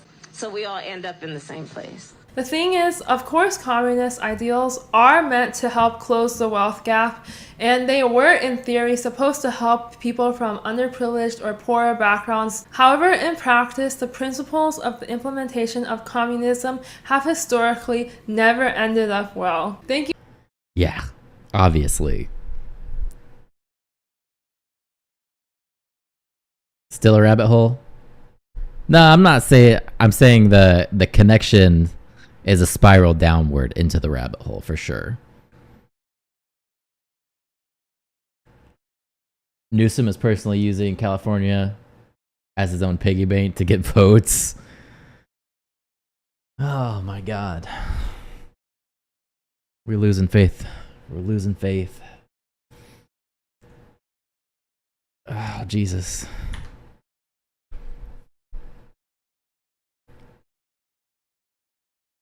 Again, our dad did write a book about wealth distribution. Yeah, I think he was a known commie.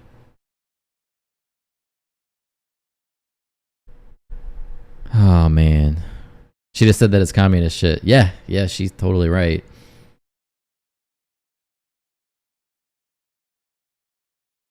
Yeah, let's take our tax dollars and pay for undocumented people as far as their healthcare goes. Jeez.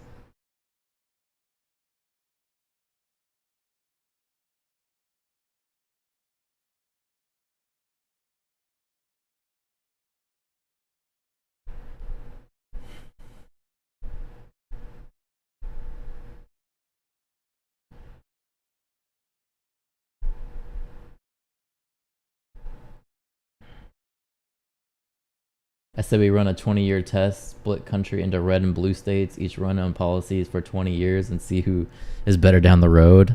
That'd be a good test, but man,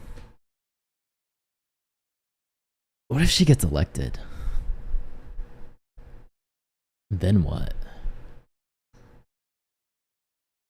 Surely it's going to be like I said. She's going to get elected and none of the things that she actually wants to do will happen. That's what I'm thinking.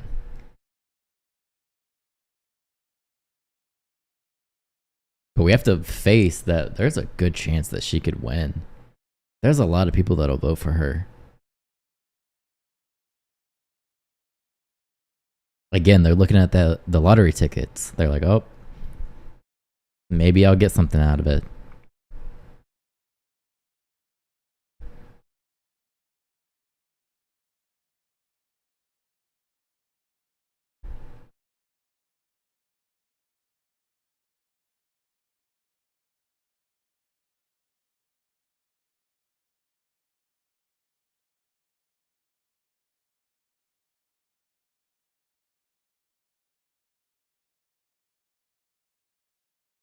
She's even got Rob Schneider fired up. Apparently he's calling her a Marxist as well.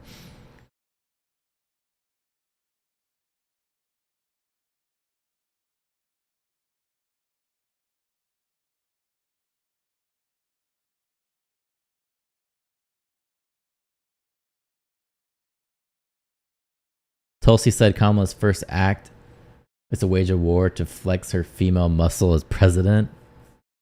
Damn. That's what we need, more war.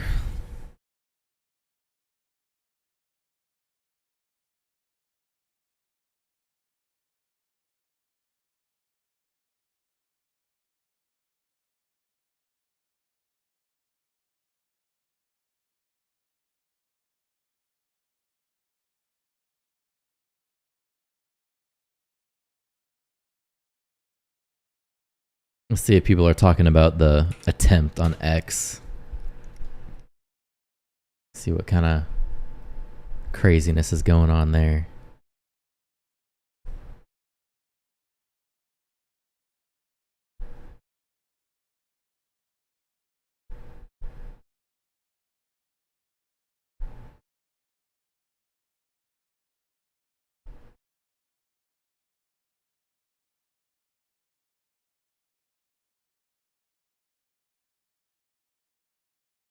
Yeah, I see what you mean. They're already trying to spin this guy as a Republican white male.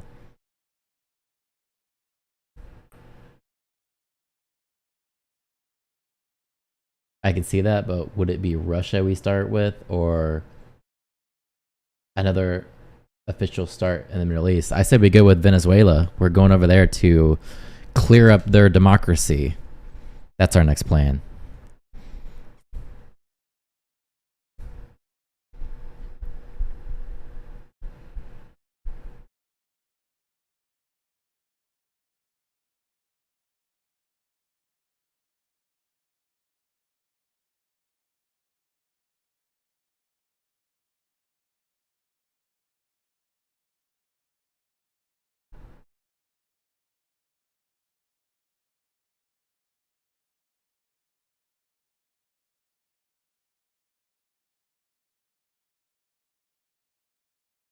Mike Pence just come out and say he's not voting for Trump?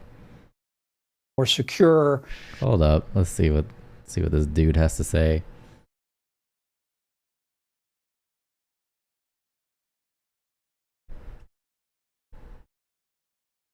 All right, so allegedly here is Mike Pence, and he is going to be endorsing Kamala Harris. Come as no surprise that I will not be endorsing Donald Trump this year. Look, I'm incredibly proud of the record of our administration. It was a conservative record that made America more prosperous, more secure, and saw conservatives appointed to our course in a more peaceful world. But that being said, during my presidential campaign, I made it clear that there were profound differences between me and President Trump on a range of issues. And not just our difference on my constitutional duties that I exercised on January the 6th. I mean, as I have watched his candidacy unfold, I've seen him walking away from our commitment to confronting the national debt. I've seen him starting to shy away from a commitment to the sanctity of human life. And this last week, his reversal on getting tough on China and supporting our administration's effort to force a sale of ByteDance TikTok. Why do you think he did that? Why do you application. think he had that reversal on that before we go, sir? Well, I can't speculate on it, but what I can tell you is He's just mad because people don't like Pence. Yeah, they brought out the news for him. Pence, that being said, I'm an establishment goon, and what they want, I shill for. is that in each of these cases, Donald Trump is pursuing and articulating an agenda that is at odds with the conservative agenda that we governed on during our 4 years. And that's why I cannot, in good conscience, endorse Donald Trump in this. Okay, so what's he going to do? Is he going to vote for Kamala? Is that what he's saying? Who has no Republican policies at all? Is that the alternative? Is he so pissed that he's just going to flip and go liberal with everything? It's kind of like a kid playing checkers and they're losing and they flip the table. That's pretty much what he's telling me here. This campaign. But let me say one last thing. That being said, look, Republican primary voters have made it clear, Martha, who they're for in this election. What I'm going to spend the rest of this year on is talking about what we should be for, and that is the broad mainstream conservative agenda that's defined our party and always made America strong and prosperous and free. Well, understood. I got 2 seconds, but who are you going to vote for in November? Yeah, here we go. Well, like most Americans, I'm going to keep my vote to myself. But bullshit. Keep the vote to yourself. You just said you didn't endorse Trump. There's only one other option. Would you vote for President Biden? I would never vote for Joe Biden. But how I vote when that Biden's not even running. curtain closes is that'll be for me. Come as no surprise. Stupid.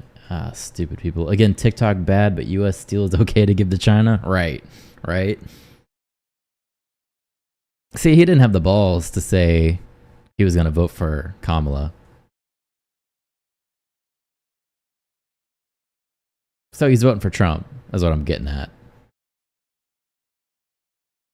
He has to be voting for Trump. That's the only person that's going to align somewhat with his policies.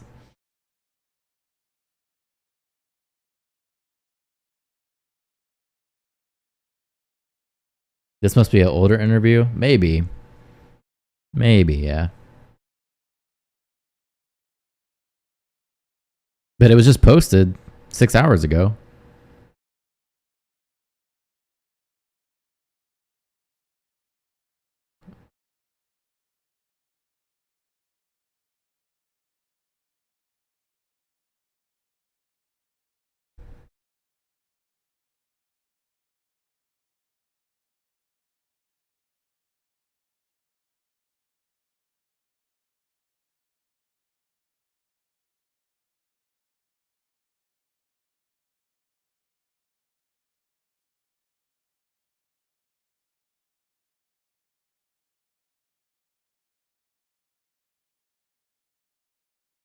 So they have the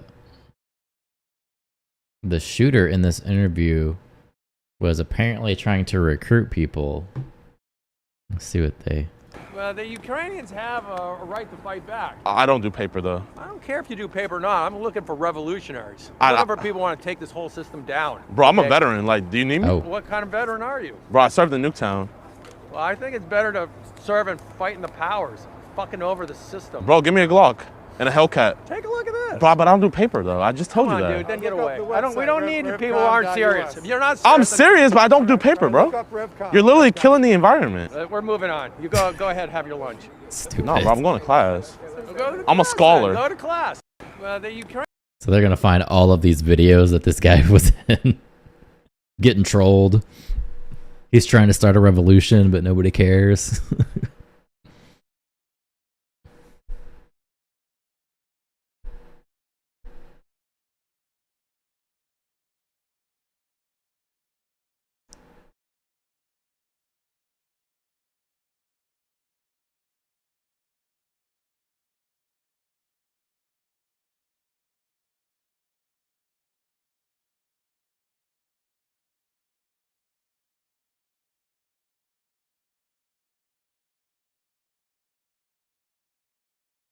Give me a Glock and a Hellcat. I'm a scholar. Pay me.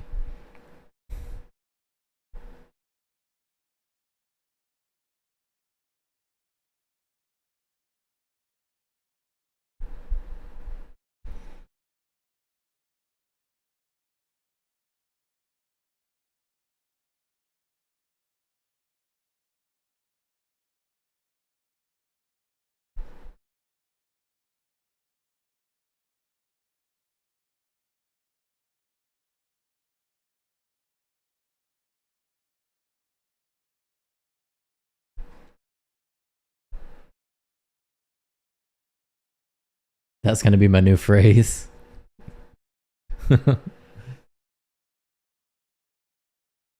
Give me a Glock and a Hellcat.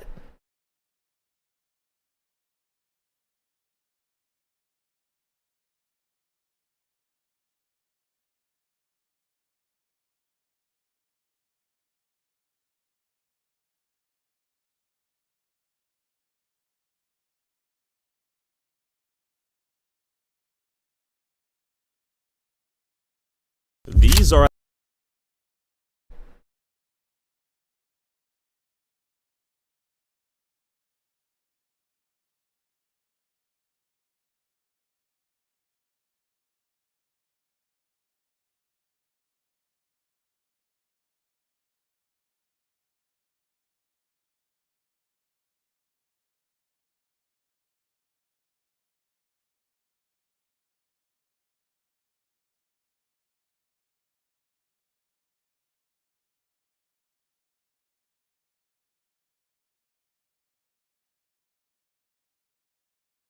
Okay, man, I'm going to bed. I have to work in the morning. I'll catch you tomorrow if you're on. Yeah, if they do a White House press brief, I'll be on. It just depends if Kareen's gonna go to work that day, you know. Maybe another presser where every question is referred to someone else. Exactly. If she shows up. All right then.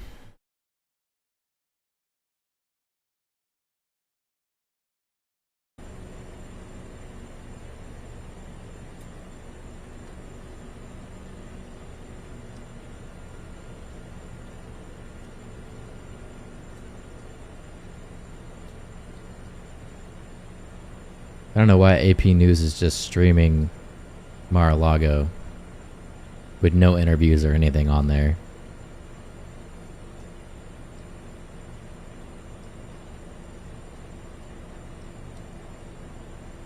I don't know if they thought like an interview was gonna happen or something, but yeah, they're just streaming it. Weird.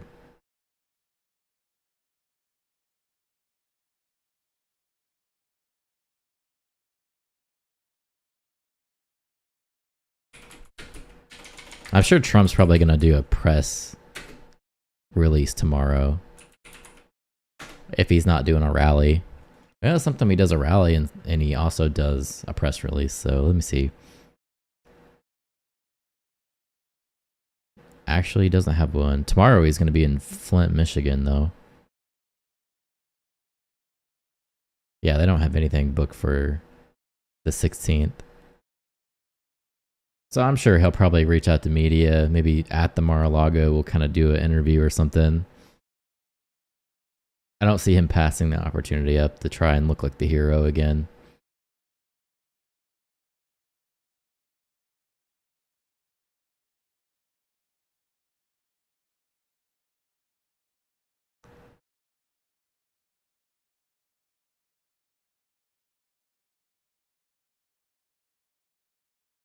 Let's see if PBS has got anything.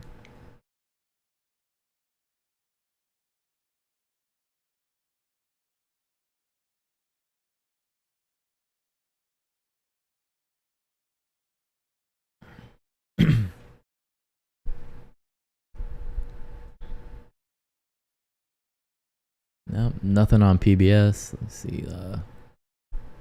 See if AP News is gonna actually say anything about it. For why they have a live stream going of Mar-a-Lago right now, just because.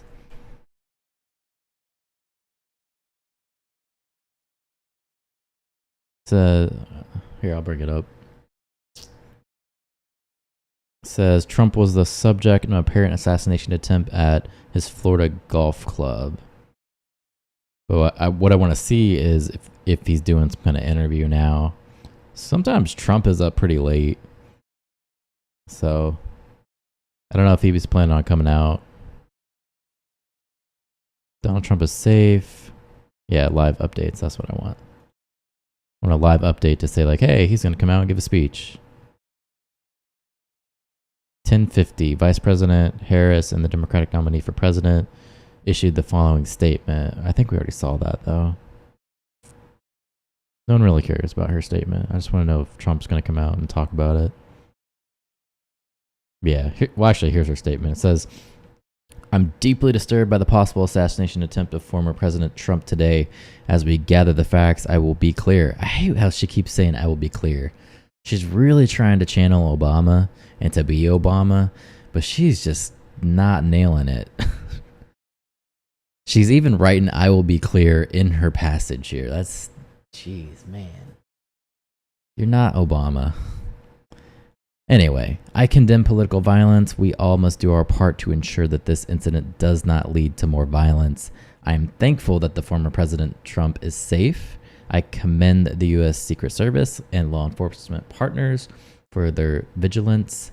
As President Biden said, our administration will ensure the Secret Service has every resource, capability, and protective measure necessary to carry out its critical mission.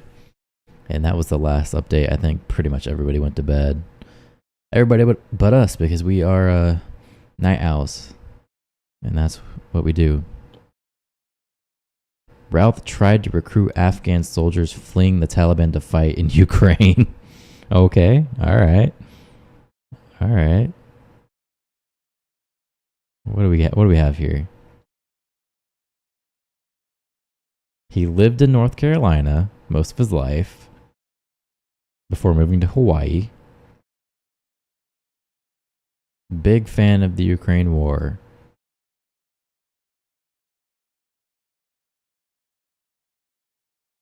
He's also a big fan of Tulsi Gabbard, so that kind of tells you something. So then why is he going after Trump? Tulsi's supporting Trump.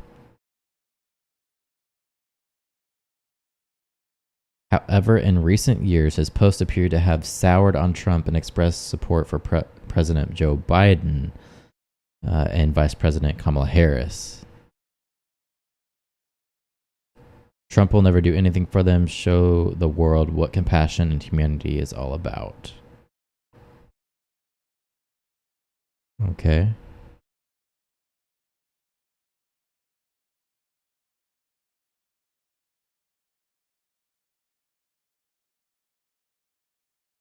And also, Florida is going to do their own individual investigation.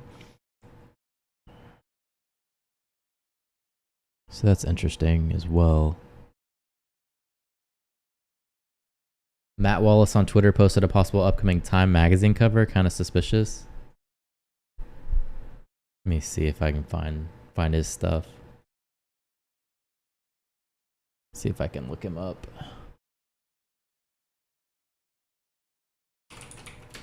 Wallace.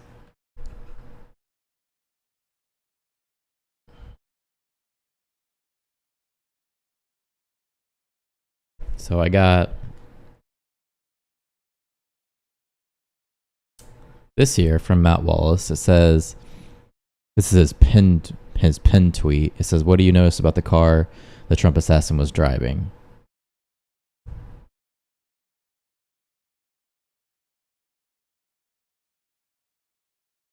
Anyone else catch this? FBI official reveals exactly how the Secret Service does security sweeps on golf courses, making it an easy possible for the next shooter. Yeah. That's not really that big of a deal. Facebook deleted Ryan Ralph's page minutes after the assassination attempt. I think that was a legal issue, though. I don't think that was them really trying to censor anything. In order to stabilize world population, it is necessary to eliminate 350,000 people a day. It is a horrible thing to say, but it is just as bad not to say it. Okay. To achieve world government, it is necessary to remove from the minds of men their individualism, loyalty to family traditions, and national patriotism and religious dogmas. I'm a tarot lesbian. Okay. All right.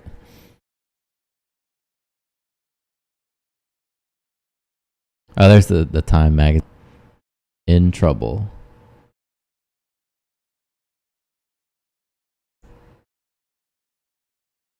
Pay close attention to this image Time magazine posted 4 days ago on 9/11. The conspiracy theories just run deeper.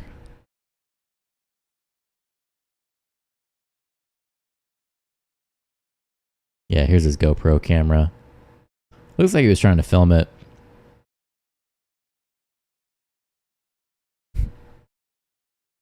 Can you read? Read what? What are you talking about?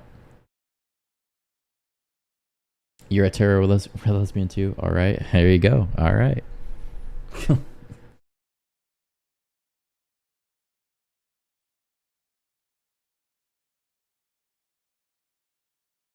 Shots fired near where Donald Trump is currently golfing.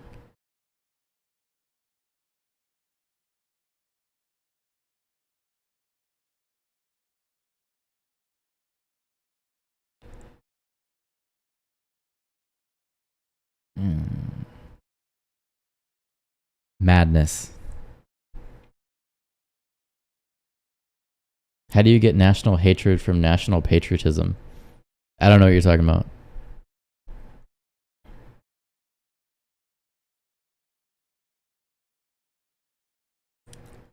If you wish to deceive your opponent in a diplomatic exchange, tell him the truth.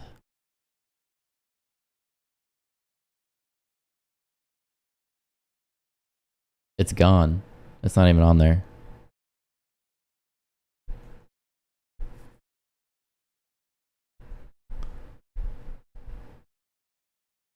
Scroll. Nah, I'm not scrolling. I'm not doing that.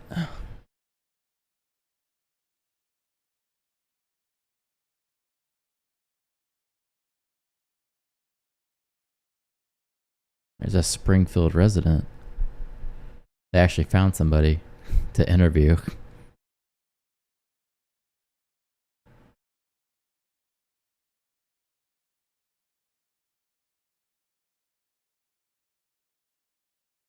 It's Fox News, though.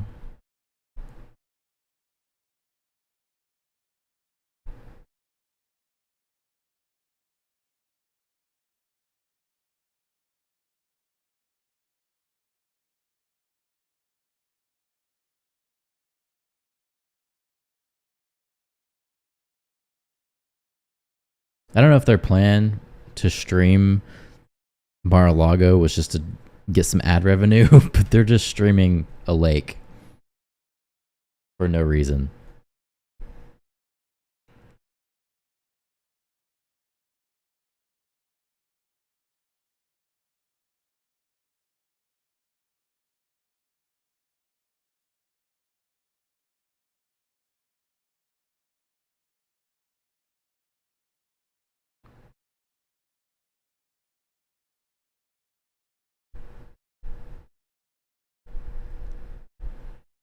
All right, that's pretty much it for the politics. That's pretty much all that's going on right now. I think everybody's asleep. They're not really updating anything else, so probably gonna play some Ready or Not.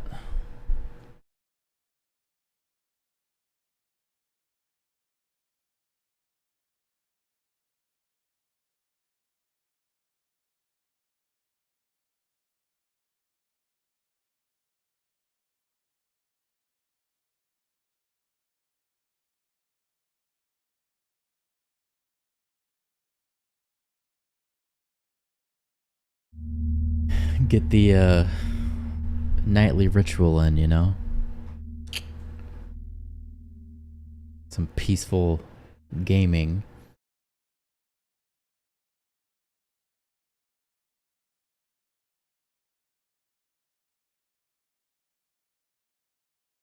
Many presidents and vice presidents were taken out.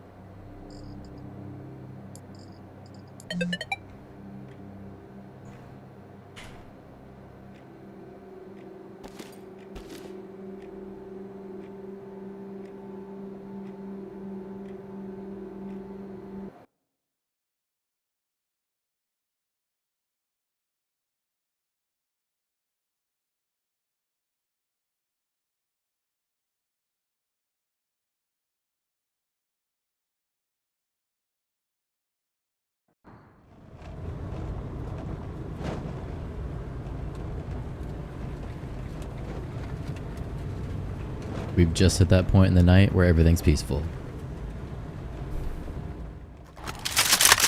On you. Talk to entry team. Entry team, status of the active shooter threat is currently unknown. Move in and secure the area quickly. Move in and clear it. Acknowledge.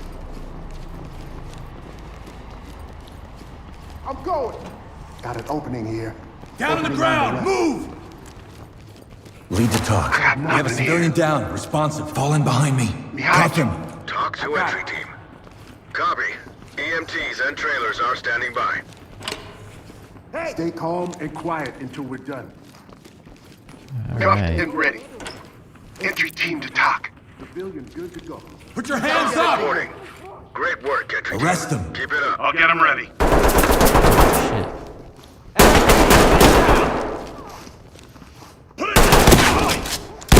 Put it on the floor! Oh, there you go. You got him. Stay on me. Got your Arrest him. Get the guy. Under the tables. Might be some kids still hiding. You have any weapons on you? All right, all right. Civilian is cuffed and good to go. Good to go. Compliant. Talk to element. Roger that. Trailers en route.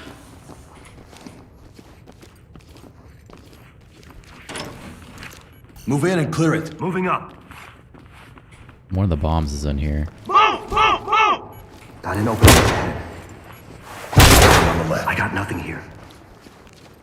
Empty over here. No contacts. Good here. There we go.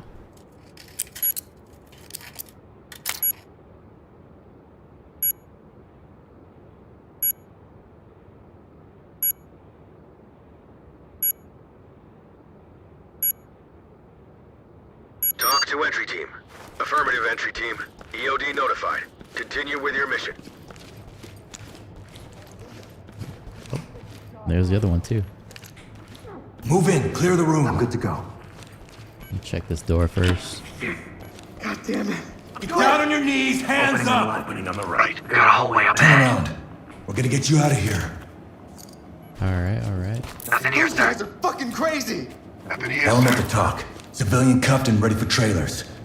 Talk to Clear over Element. here, boss. Roger. Trailers inbound. Usually when I'm disabling the second bomb, they come out of nowhere. Every time. On me. Got your back. Hopefully they got him.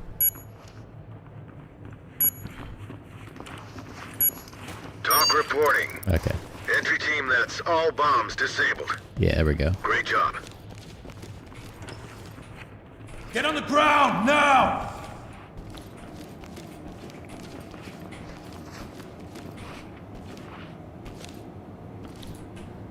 Move. Get out of my way. Check in here. Nobody.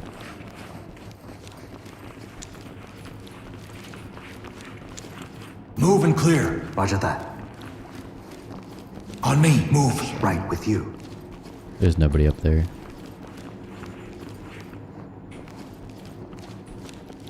Which way? Let me try over here.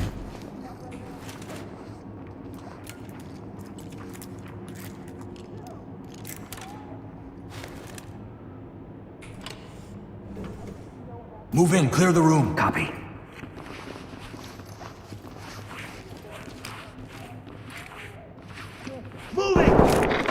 Opening on the left. Ah, they kill a Opening on civilian. the right. Nothing here, sir. Nothing. Looks clear over here, boss. Some of these. Move in, clear the room. Let's go! Got an opening up ahead. I got nothing here. Oh, damn. Element to talk. Got an officer unresponsive. This is Talk. Talk copies all.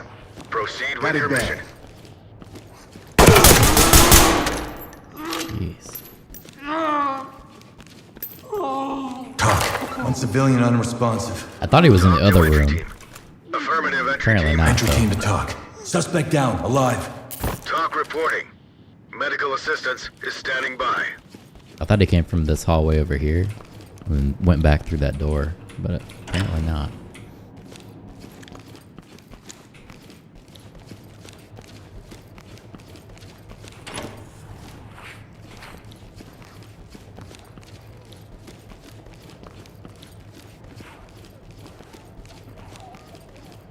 Enter the room and clear.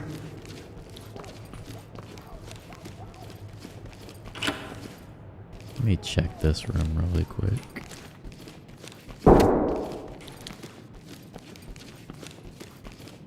Oh, there's someone. Hands on your head, do it now! Police, get down! Fuck! Talk. Civilian is in custody, requesting escort. This is Talk.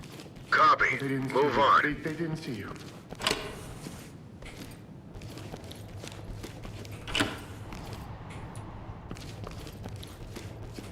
Waiting on you.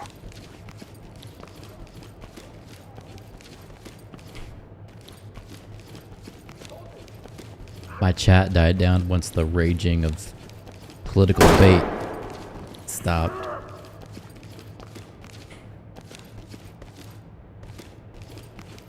Provide support on me. On your six. Which way are we going?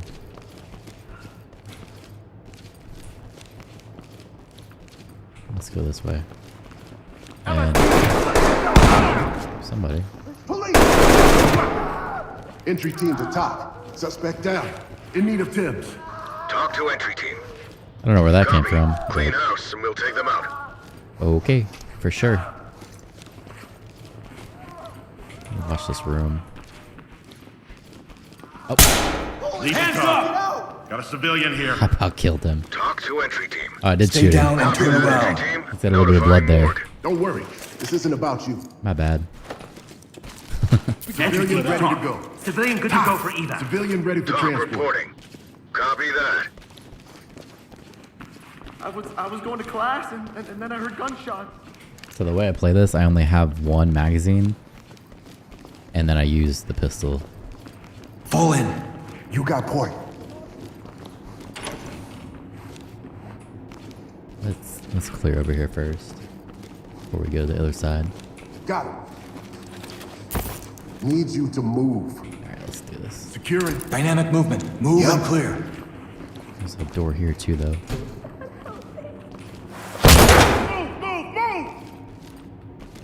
Police down on the ground.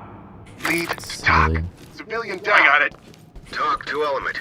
Let me grab Civilian her is real ready. quick. That entry team. Turn around and Tag 'em stay keep still. moving. We have to go. We're not safe here. I was in class, then we heard gunshots. Lead to talk. Okay. Civilian restrained and ready for transport. Talk to entry team. Roger, entry team. Great work. Keep going.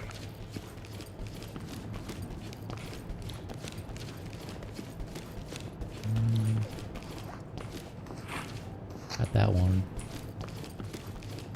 Need to go Move in and clear. back across the hall, I think.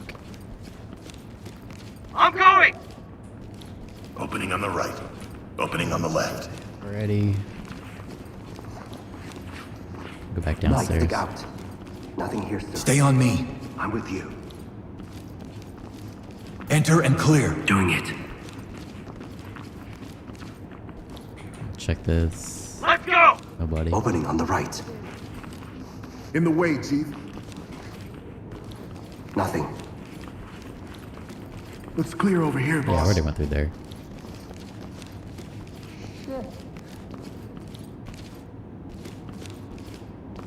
I don't know. What are we missing?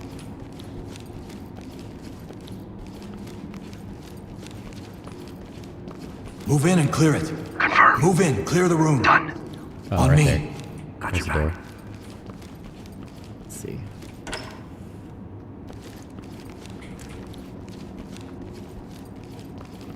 Nobody. All right.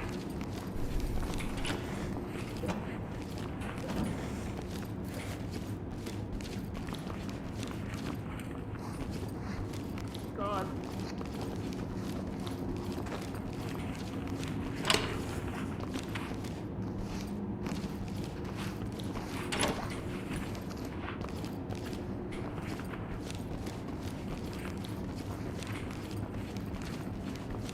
Oh, there we go. Provide support. Okay. I don't want to die. Arrest him. Shooting everyone. Moving into handcuffs. I'm not gonna hurt you. Oh, Get down. I want to see hands. Here you go. Element to talk. Restrain him. Talk to element. Roger that. Trailers incoming. Proceed with caution. I heard gunfire. Oh, there it is. Somewhere.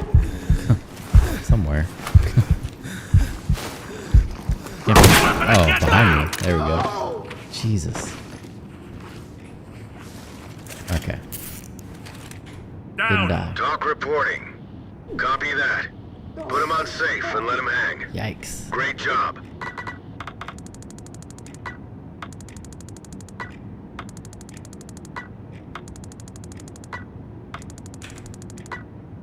Let me see my chat. Who's still with me?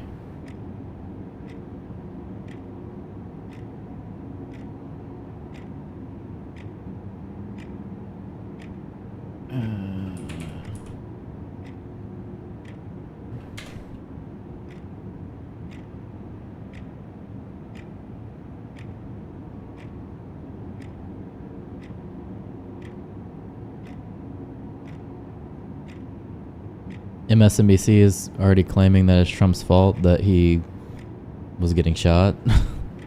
Makes total sense, you know? Seems legit.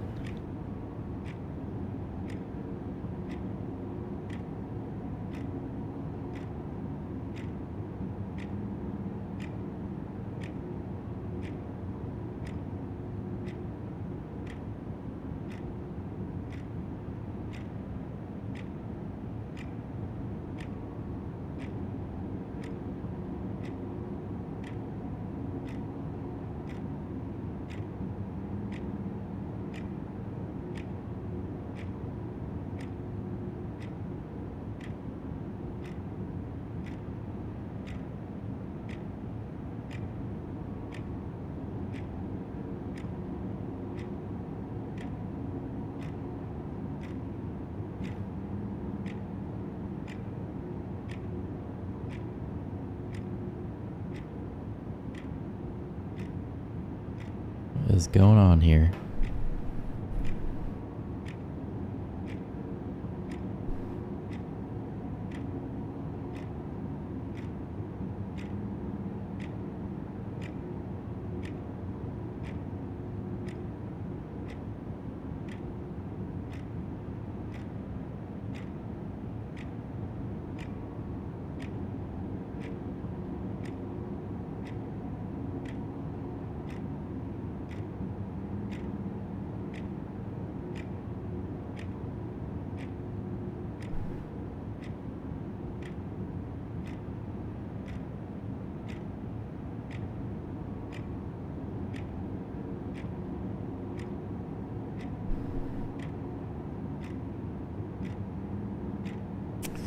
All right.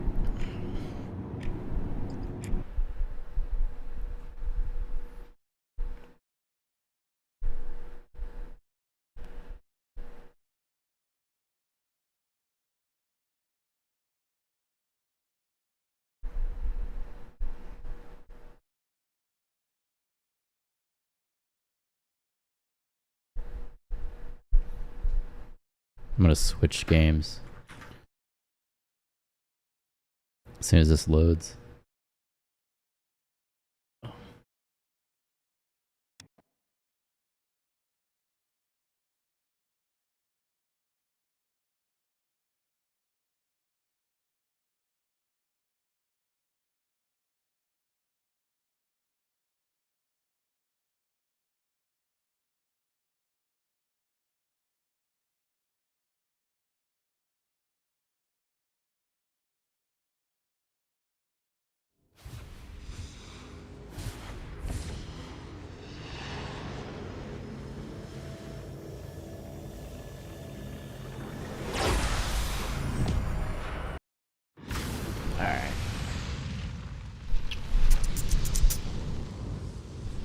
There we go.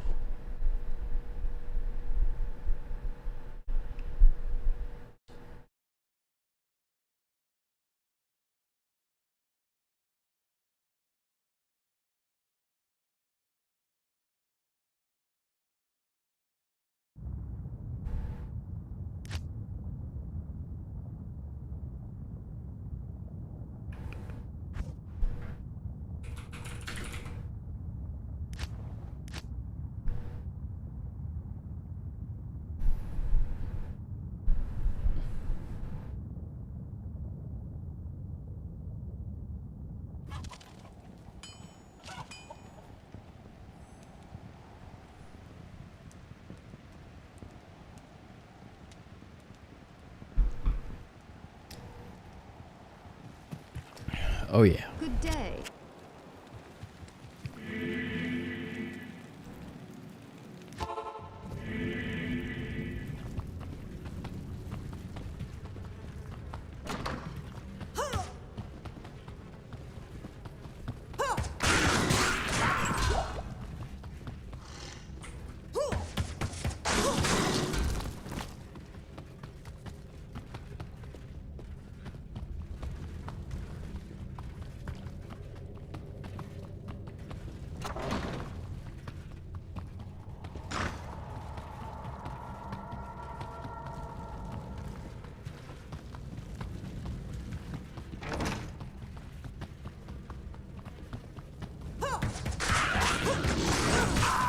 I need a key.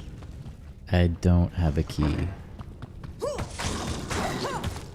Okay.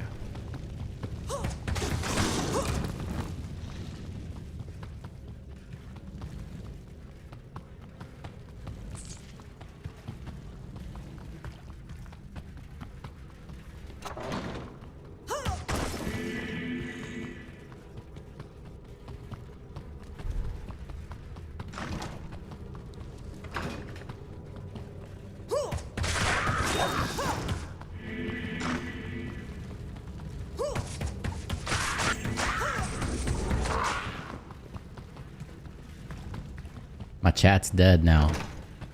Nobody wants to talk to me.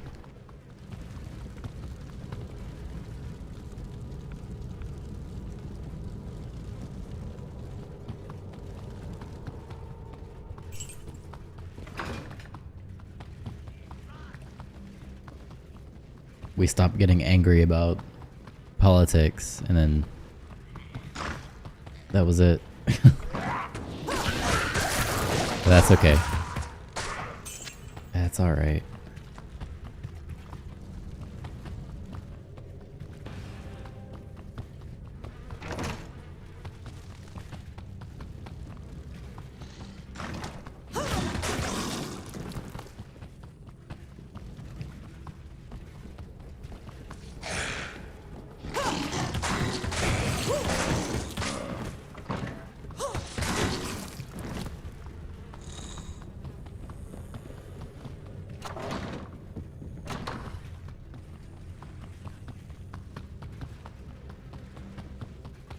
See if I can find level 4 here, so I can go down there and kill Andariel.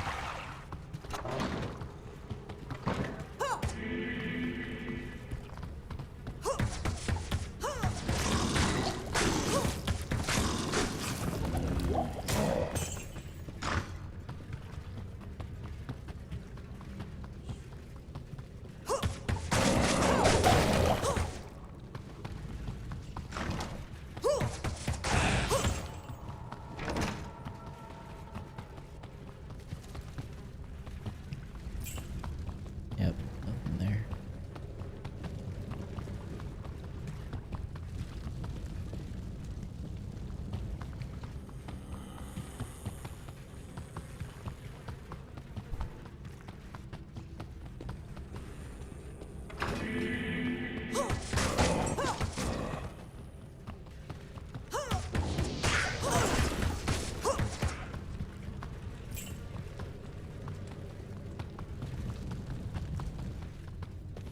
There we go.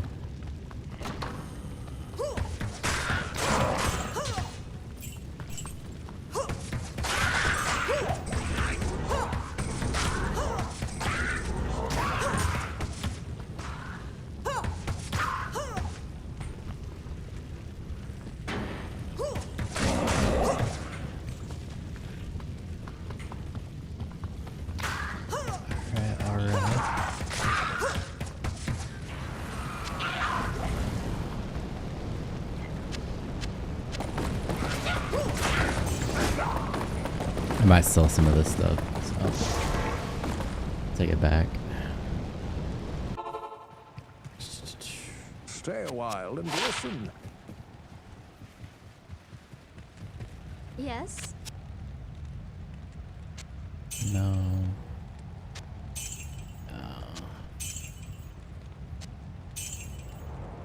Alright.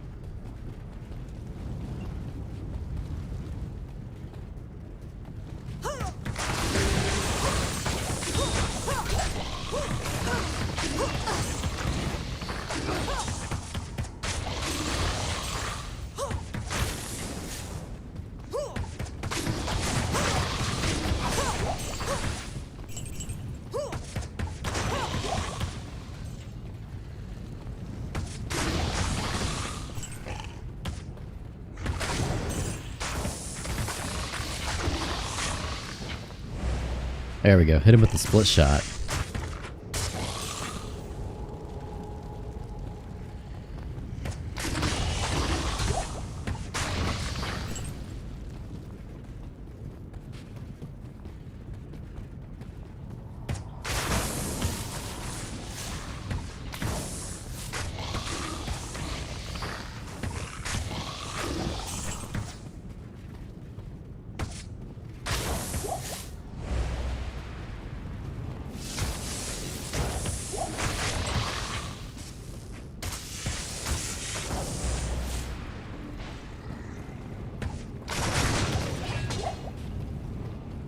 That was easy enough. See if I can kill this guy really quick. Not even death can save you from me.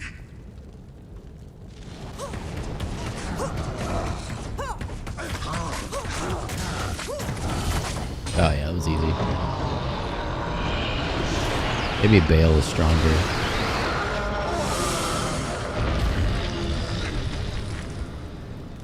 Try it really quick.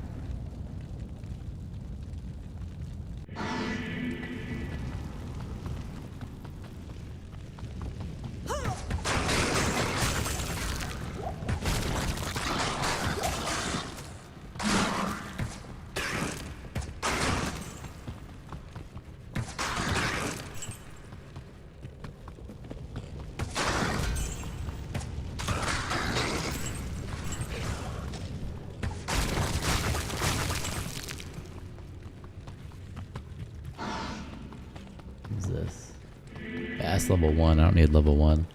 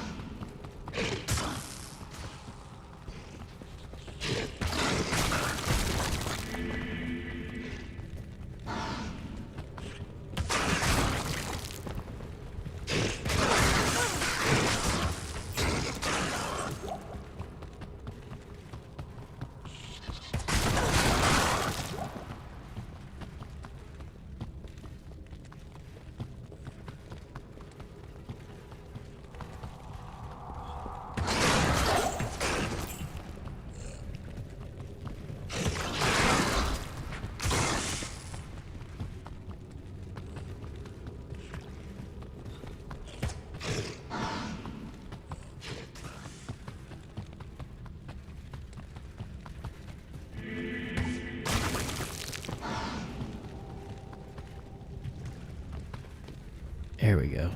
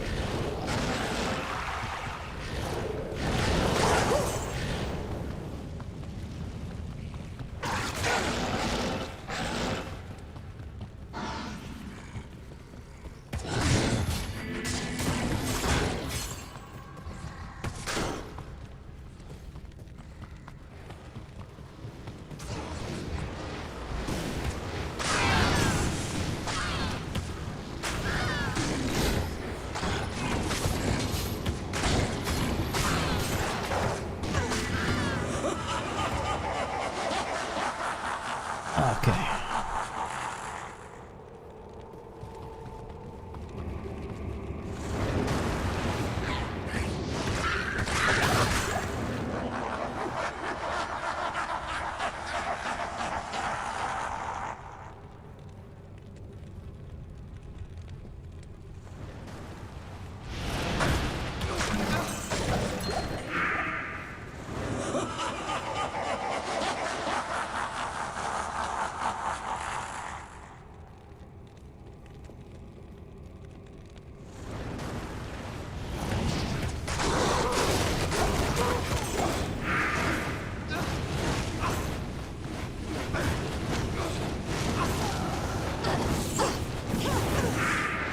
I need arrows. I didn't think to look for any as I was like wandering through here.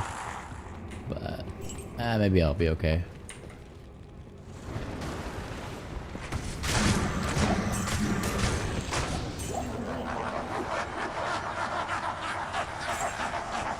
Kinda thought he would drop some, but maybe not.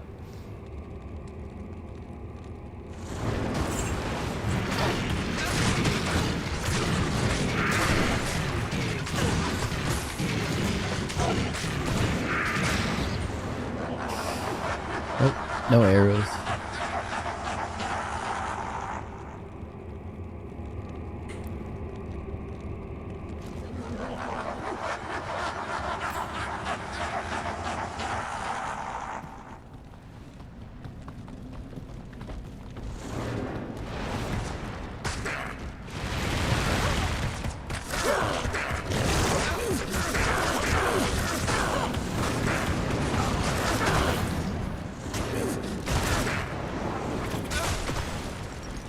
Let's see what my bodyguard can do.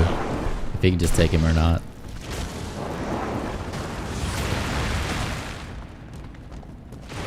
Maybe not. There you go. Yeah, hit him.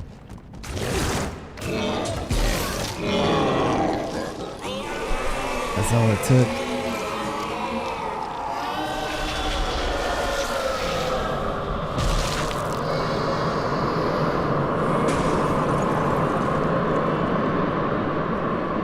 Boom. Alright. I'm done with that. Let's see what else is going on in the world.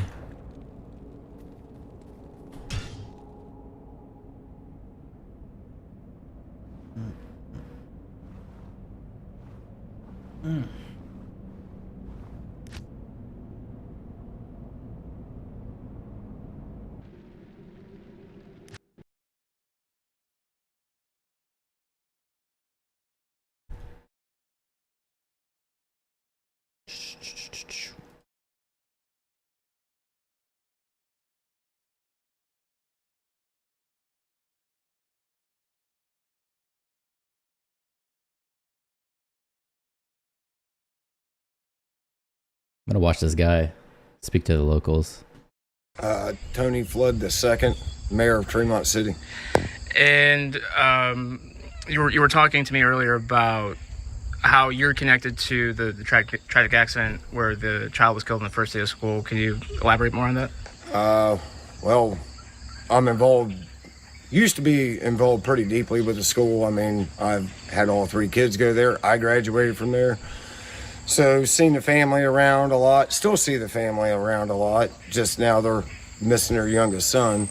My son seen the bus rolled over. Thank goodness that he sent us a picture that morning saying it wasn't him. But I actually went to pick him up from the school that morning. And he said he wanted to stay at the school, so if anybody needed help up there, he was there to help them. So, but him, the boy that passed and my son were pretty good friends at school. So, and how does it make you feel? And obviously you represent the community as well. But I mean, so how does it make you personally feel, knowing that your son was potentially at risk because there's this bigger problem that is just coming over and having a direct impact on not just Springfield itself, but the entire surrounding area? I'll be 100% honest. Words can't describe how it makes me feel. I'm ashamed. of leaders and leadership allowing this kind of stuff to just pretty much invade. Yeah. The lawlessness that's happened, and it is not just the Haitians. I mean, they're ignoring anybody driving without a license. I'm scared to death. My wife works in downtown Springfield. She works on East Main Street in Springfield at a bank. I won't mention its name. But she's overwhelmed with the Haitians that come in there, can't speak any English. They do not understand our money or anything else.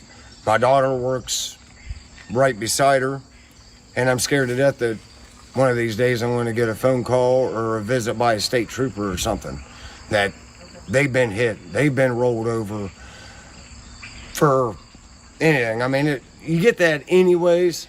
I mean, any day you get in the car, it's a risk. But now it's even worse, especially if you head that way. It didn't used to be that way a couple years ago, is what you're saying. I was always scared. I mean, you got kids out there, people that you love, driving and everything, and anything can happen. Anybody can cause an accident. But the amount of them that's happening anymore, and it scares me to death. You know, honestly, it pisses me off that we've allowed it to hit this point. I mean, there's kids getting killed. I'm on a local fire department up by the school, and a couple weeks ago, 2 Haitians went left the center at each other and caused a wreck.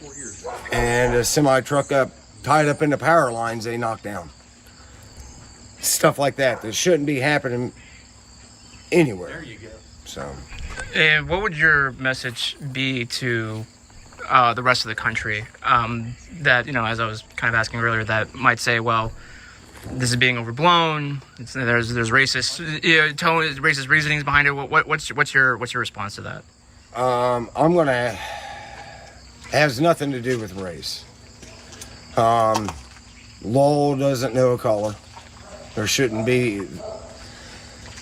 There's nothing in the law that states, you know, a black guy can't do this and a white guy can't do that. It's not about that. It's us as citizens. I'm trying to figure out my words here. So hopefully you can. Don't worry. Well, don't worry. We'll edit. Don't worry. We'll edit around it. I'm trying to think. Well, they think you're nice. It has nothing to do with race. It has everything to do with illegal acts and the amount of them. It doesn't matter if you're white, black, green, yellow. If you're in this country, you follow this country's laws.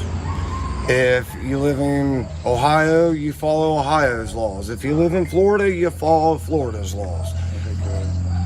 And that's the same way with, you know, Tremont City has its own little set of laws. You got to follow those too if you live here or if you are here. I don't go to another country and follow our laws. You're not going to follow theirs. And that's the way it should be. They're not, right? And so I'm assuming you trust President Trump to handle this issue should he get back into office as opposed to Harris. 100%. I trust that Trump's heart is in the right place, but the problem is it ain't just up to him. That's right. Anywho, I'm probably going to get off here. Y'all have a great night.